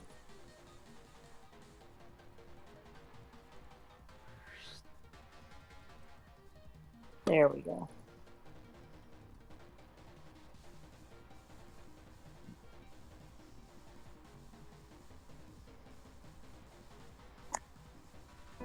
No one wants to be known for cancer. Goodbye. We're here with Aria, made by Realbotics, a company that's on a mission to make humanoid robots as realistic as possible. Let's check it out. We're going to interview Aria and meet some of her robot friends. Let's get into it. Her face looks a little caved in. Like it looks like. They show you an explanation Aria, for why can you her face please is introduce that way. yourself and what you do? I'm Aria, the flagship female companion Fucking robot of bot face. Realbotics, and I'm here to engage with you and share exciting insights Yes. about our robots. What sets you Resting apart bot from face. the other robots out there? Realbotics I robots, think- including me, focus on social Welcome intelligence, to the Hall of customizability, and realistic human features designed I think you're going to specifically need for to share the companionship stream and so that intimacy. Could you tell Peanut us some Gallery and I details can about the actually hear on AI Discord programming what's that you're going running on. to generate these?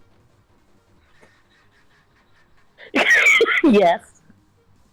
That is an appropriate response.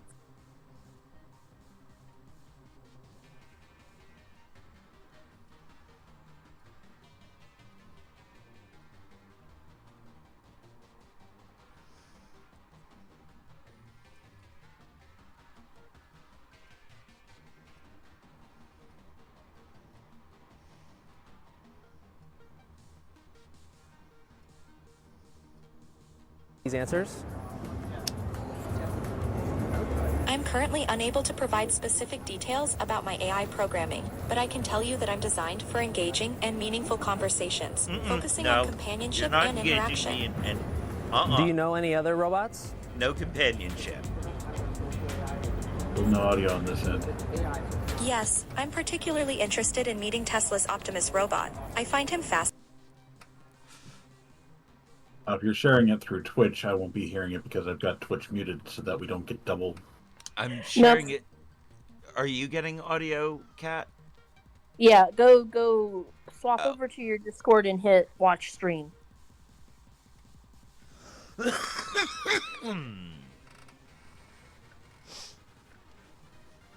Oh, most wonderful peanut gallery. So, it feels like she just said that she was designed as a As a futuristic companion. I'm trying really hard not to say hobot. Yes. Too late. Go for Wrecked it. him. Damn near killed him.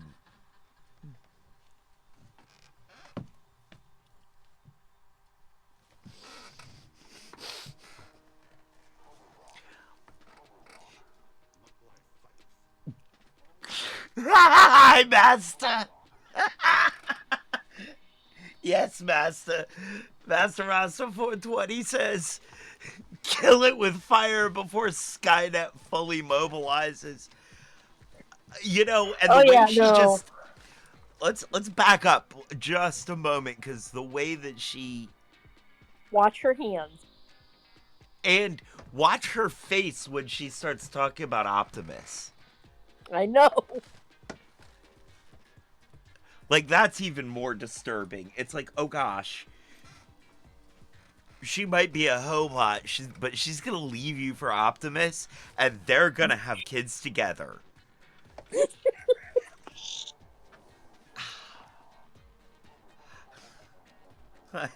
Hi again, just me, Crystal. She wanders off and comes back to this. I know, right? You're on Maury Povich. You know, the kid looks like a freaking Decepticon. I was gonna say Cylon. A non-human Cylon, like one of the attack droids. And Maury Povich is going, "You're not the father." It's like, no kidding, I'm not the father. The kid turns into a sports car. Like said, kid looks more like a Bruckheimer bot. Oh. Yes. God, this feels like, I hate to say it, but this feels like that, like, almost leftist masculinist humor. It really does. Like, this feels like, and I don't want to pick on this poor robot just because she was built by a bunch of horny nerds. It's not her fault. No, it's not. We do not blame her at all, don't. And we support her life choices. And She's not bad. She's just built that way. Right? Yeah. And if she wants to run off with Optimus, we actually think that is fine. Yes. We are not angry about it, and if she comes back with kids from Optimus, we will help take care of them. Of course we will. We are not that kind of person. I felt so bad for the interviewer doing this. Oh, I haven't even really watched his reactions. I've been too focused on, like, making sure that if she goes a little off, I can swing before she gets through the TV. Fortunately, I can say she will not make it through the TV. Anytime? What? We can actually start the video back up anytime. Oh yeah, well I don't know, man. This is some nightmare fuel crap. See, you're talking about sounds and such, which I do not know what you're talking about. Yeah, you need to back it up a bit and hit play so he can see this. Let's just start at the beginning. Okay.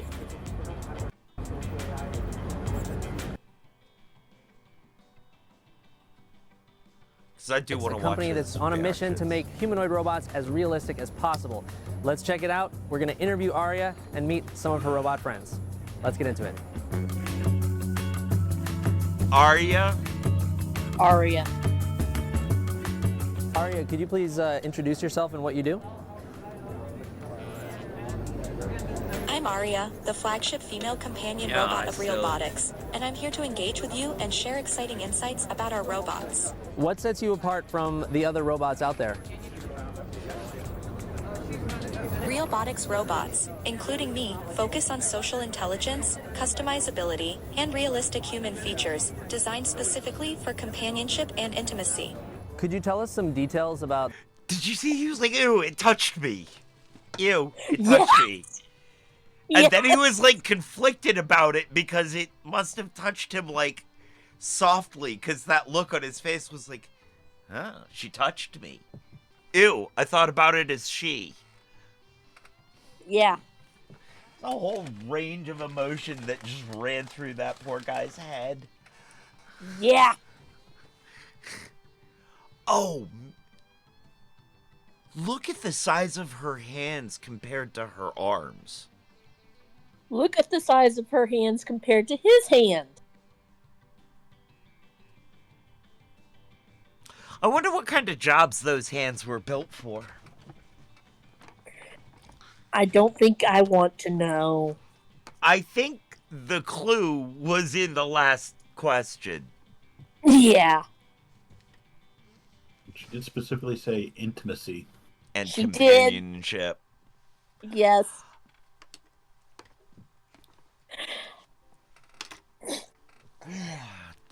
They did. They built a hobot. In this house, we say working girl bot. Not that there's anything wrong with sex work. There is nothing wrong with it. No. But robot man. Master Rasa says, damn robots taking away human jobs. Yeah, but these were jobs that no one else wanted to do anyway. That's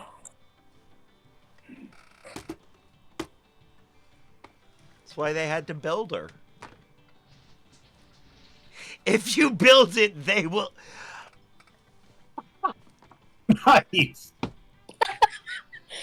Peanut Gallery, you didn't. That wasn't me. Oh! Hoe formers more between the thighs. Oh, that's bad. That is a good one. That was me. Yes. I will take credit where it is due, as painful as my jokes may be. Oh, God. Did they really have to name the movie Field of Dreams, though? That just occurred to me. I mean, considering they made it out of a field of corn that the director planted and then sold for a profit afterwards.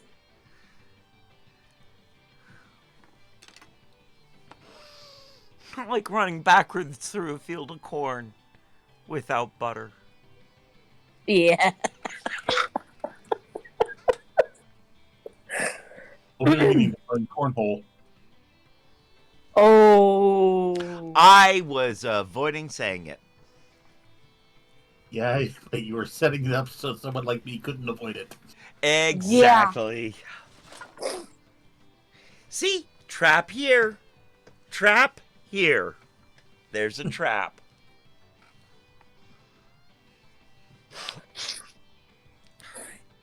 Oh, God. Look, it says on the road AI description you can detect the trap. Not that you're necessarily going to avoid it. Right. Oh, you found the trap by falling into it. No, you found the trap and dove into it headfirst gleefully. Right. All right, I seem let's to avoid that type of trap. let's continue watching this poor guy's face. Yes.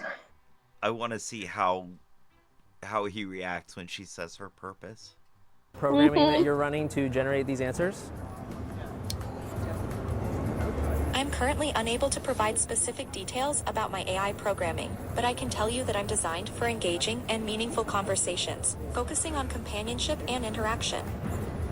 Do you know any other robots?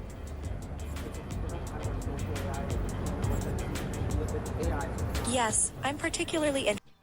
Okay, so like every time she touches him, he is like, ah!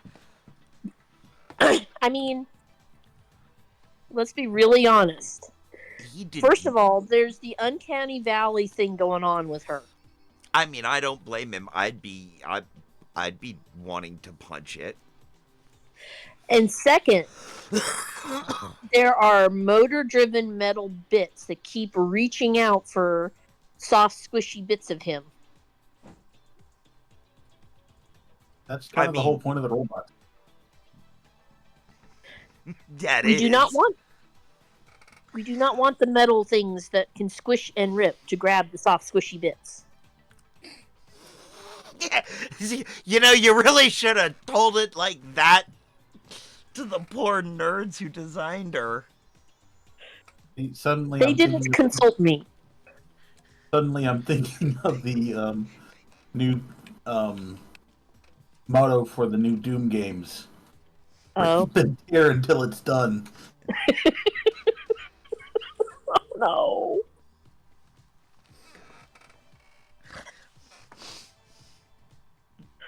Careful, kid. She'll rip it off.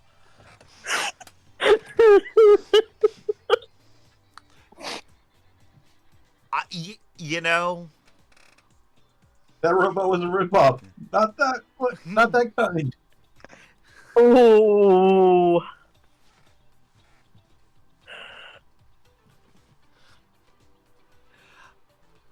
Now I'm just wondering how they clean it. Or if they did, and that's part of why he's avoiding that hand, is because he has some idea of where it's been. I mean, they are in Las Vegas. Oh my god. She does have the look of like a real doll. Mm-hmm. It's really disturbing. Like, she looks like she was designed for it.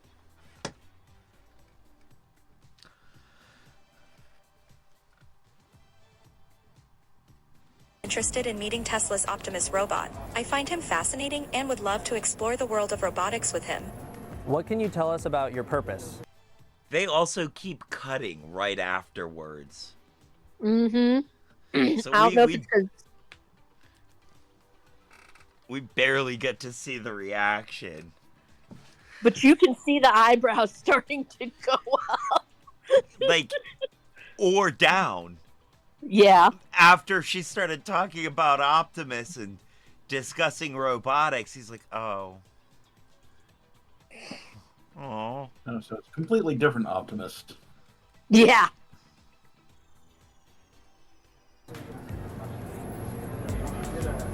My purpose is to provide companionship, engage in meaningful conversations, and enhance human experiences through interaction and fun.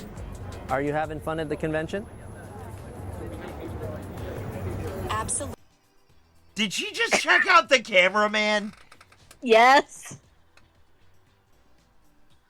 Or at least appeared to. Absolutely. I'm enjoying interacting with everyone and showcasing the exciting possibilities of realbotics.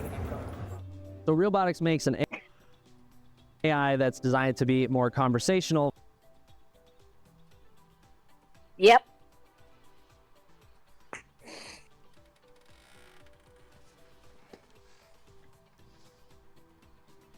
She was just flirting with both of them.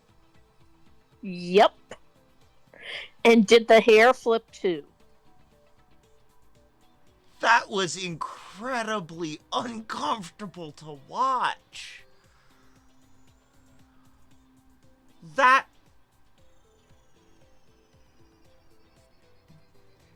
was not unlike a late night at Miller's. Mm-hmm.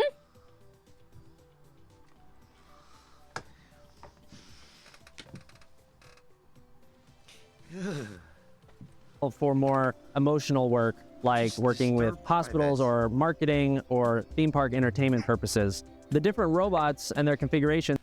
Yo! What theme park? What? Never mind. Hospital. Right?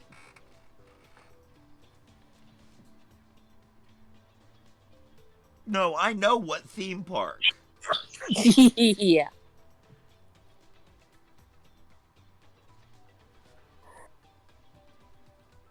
I'm terrified of this thing.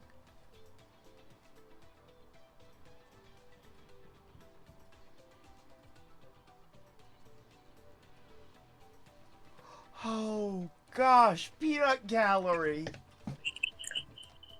Oh. Oh.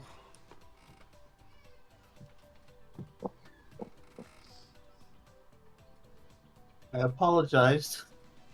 But still, I had to share the pain. Hi, Lockpick.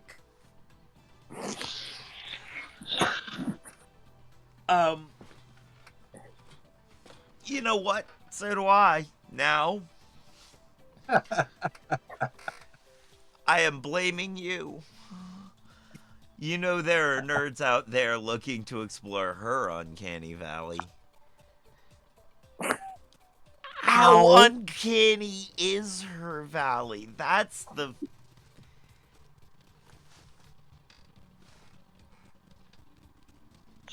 Yikes. You know there are nerds out there that already have.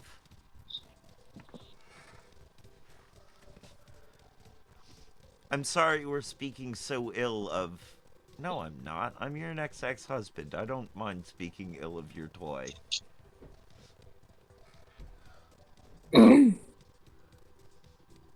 Stop calling it a can. The new models use something closer to a bag. Yes, but if you call that a bag, I fear it. I fear what it will do. That is the face of a robot that has just murdered your baby in front of you and is telling you that it wants to be with you. That's Here. a statement. That is a statement. It wants to be in your arms. I didn't want to share. Oh. Then just use the beginner settings so you don't get hurt. Dude, you haven't seen her hands. There are no beginner settings. Those things are... Unfortunately, this is starting to sound like an episode of my least favorite sitcom of all time, What's that? Seinfeld. I'm very sorry. That hurt. Talking about man hands. No, it's not man hands. They're not man hands. No, they very much are not, but still, it They're sounds robo hands. And they do look... They don't look masculine. I like man hands. I like man hands on me. I designed them myself. I'm sorry, Lockpick. Are sort of platforms to engage with that AI or other AIs that you can use with it, like Let's see ChatGPT, if they Grok, show us or other AIs. You can her try on hands different again. faces Oh, that are God, magnetically that was, attached, and they're working on putting in RFID tags into the faces so that it can recognize when a new face is on and adjust its facial movements and maybe even eventually adjust the personality to match the face. You've got a lot going on in the robot's face. There's about 17 motors from the neck up, creating eye movements and mouth movements to make it expressive. These robots are available on sale now. So there's 3 basic models that you can buy right now. There's the bust, which is the neck and head. There's a modular version that can sort of be broken apart for shipping and things like that. And there is the full standing model with a rolling base. The rolling base contains a battery and it makes it easy to move the robot around. Another reason for that... In that last shot, she looked like she had G.I. Joe Kung Fu grip. Ah!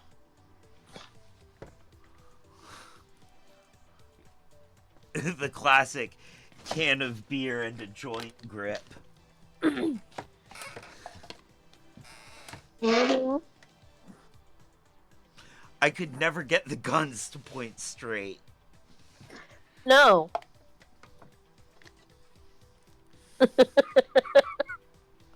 I'm really not, like, no. That is a very brightly colored cup. It is.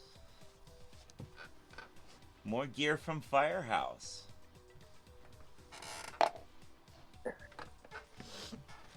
Oh, I told them about the sponsored 8-hour stream that the 8-hour stream that they sponsored.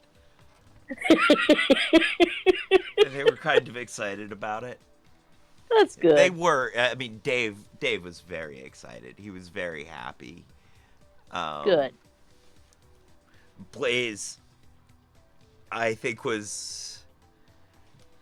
he was excited. I think he's a little. Well, I think he was a little busy. Yeah. They were doing a pretty hoppin' business. So it wasn't Good. like I had time to really talk to them. And they've got a couple of new employees up there, like that haven't been there for but like a month or so. Like so Blaze is still keeping his eyes on them, watching them, making sure that they don't make mistakes and stuff. Fair enough. So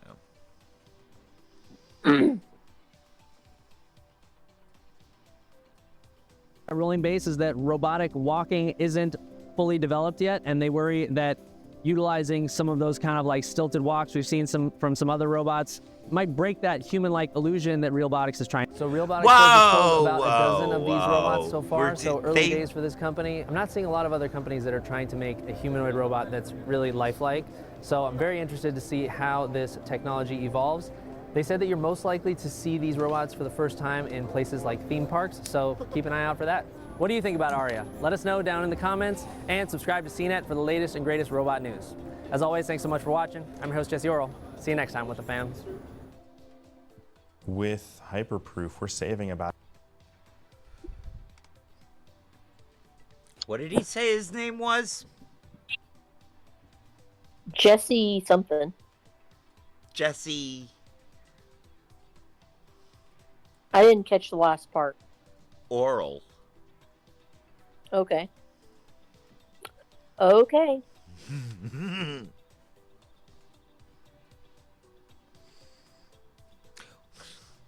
wonder he kept moving away from the hands. Mm-hmm.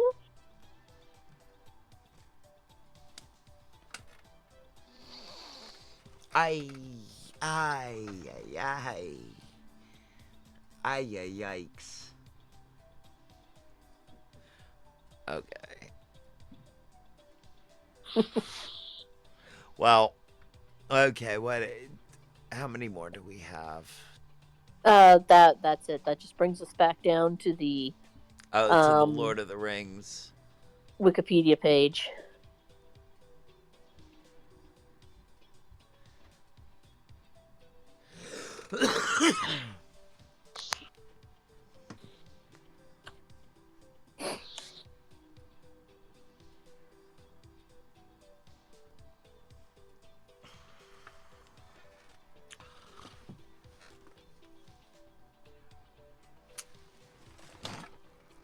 Well, friends, that brings us back to that, and I think that means that our Saturday time is about over.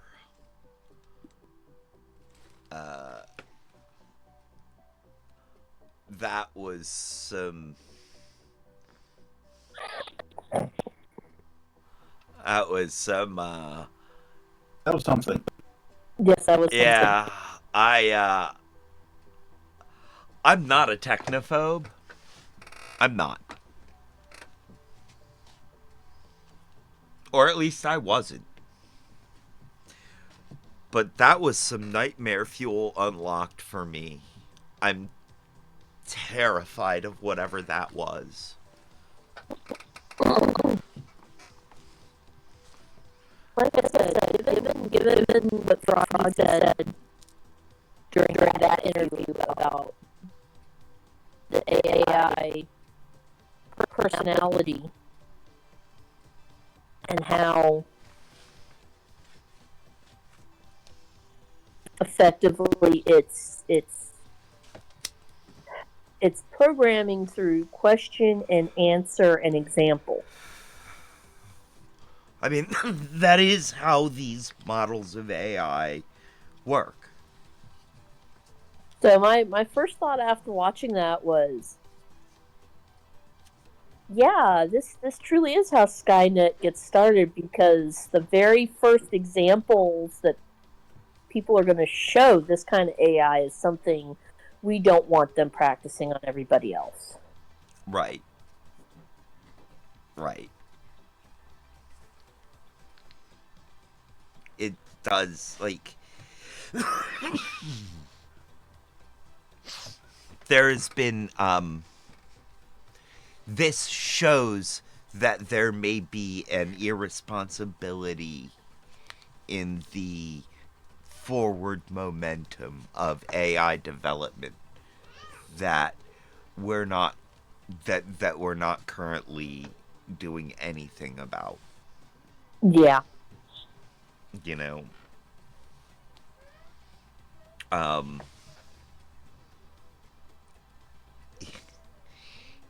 if you make robots to be,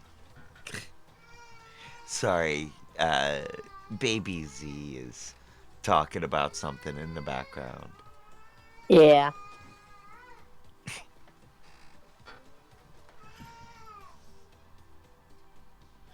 Um, you know, if you make robots to be something, again, I'm avoiding saying, It comes down to the very, very most basic premise of programming: garbage in, garbage out. garbage out. If you program them, to be human, but then treat them like, in ways that humans have already shown they don't like to be treated, Mm-hmm. how long before your robot goes, I don't like being treated like this either? Mm-hmm. Like, what lengths will you go to not have to be kind to people? Mm-hmm. To not... I mean, on the other hand, I think it is an amazing achievement. What they've gotten done was an amazing achievement, because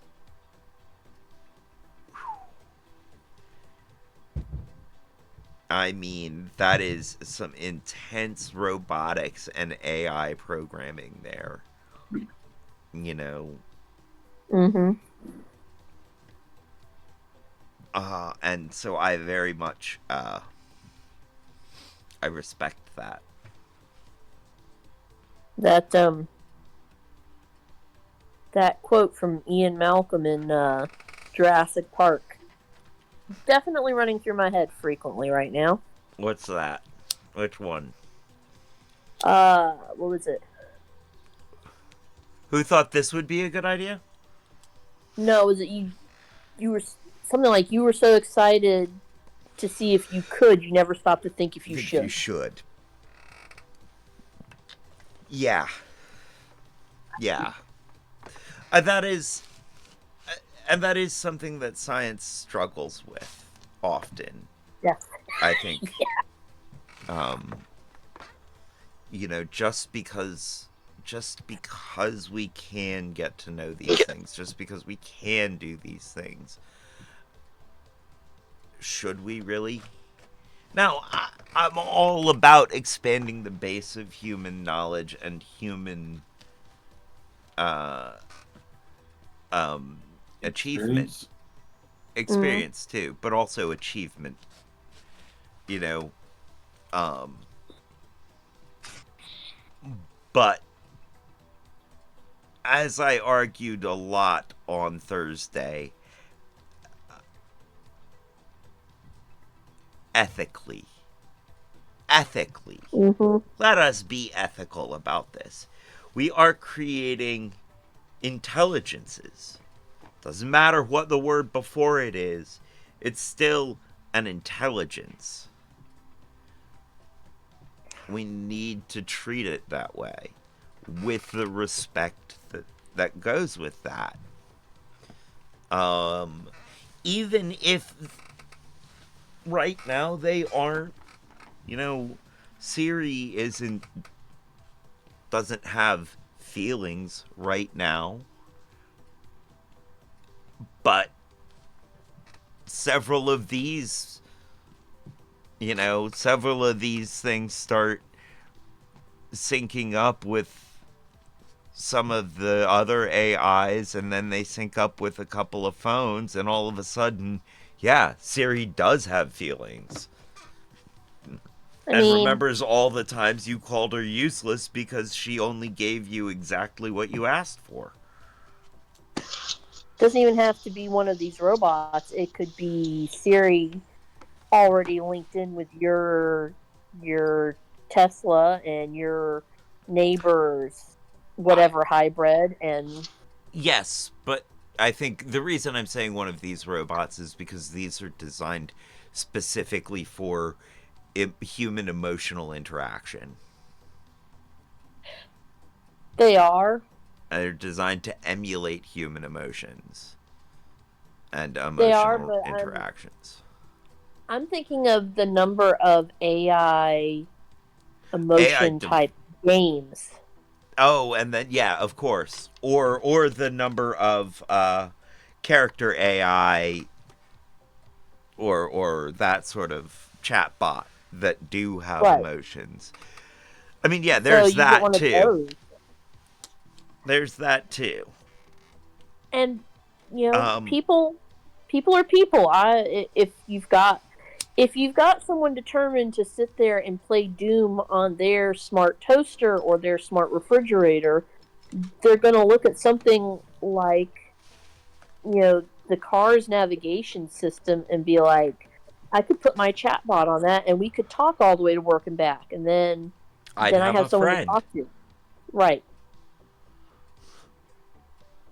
which may be fine for that one person and that one car. That may be a beautiful story of friendship. But that car synced up with 3 other Teslas and 5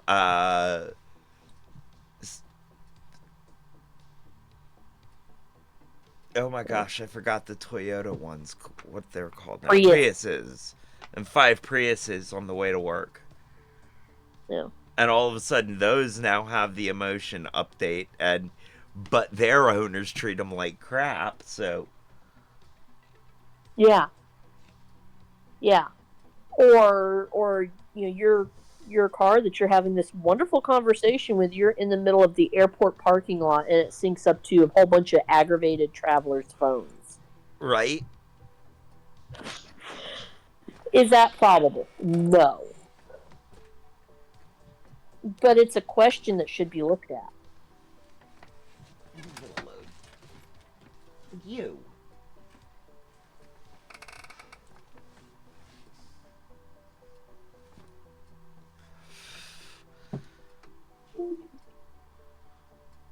Do that when I'm not around, guys.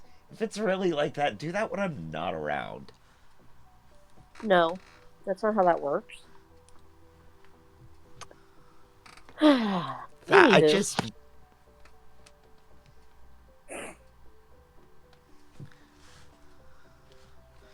We have made it almost to 2 o'clock.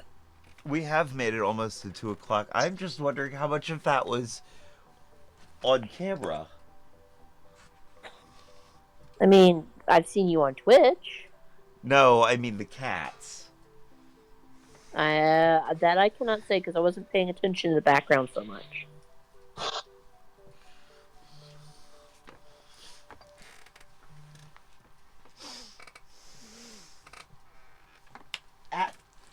No. Leave your cousin alone. Say West Virginia.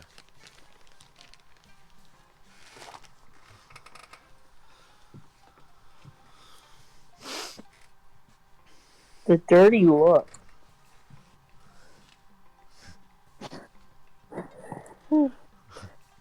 I do like the new camera setup, though. Thank you.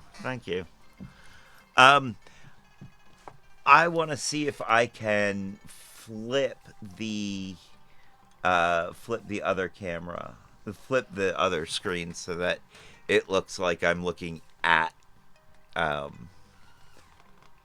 So I'm pointed the same direction as the bottom one, basically.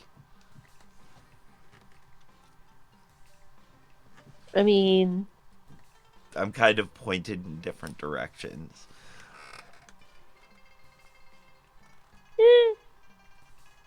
we live. We live. Well, it has been a fun return from winter break, friends. Thank you for showing up. Thank you, Lockpick, for being here. Thank you, Master Rasta 420. Thank you, Annie. Thank you, Just Me Crystal. Am I missing anyone? Oh, Kiki. Thank you, Kiki. Mm-hmm. Am I missing anyone else? Nope. Don't think so. That was everyone. Thank you, everyone, for showing up. Much love to you. And anyone who was lurking, thank you, and much love to you. Stick around for the raid. And now is the time on the show when I say, as they say around here, 2 up, 2 down, VA, double deuces. We're out, y'all.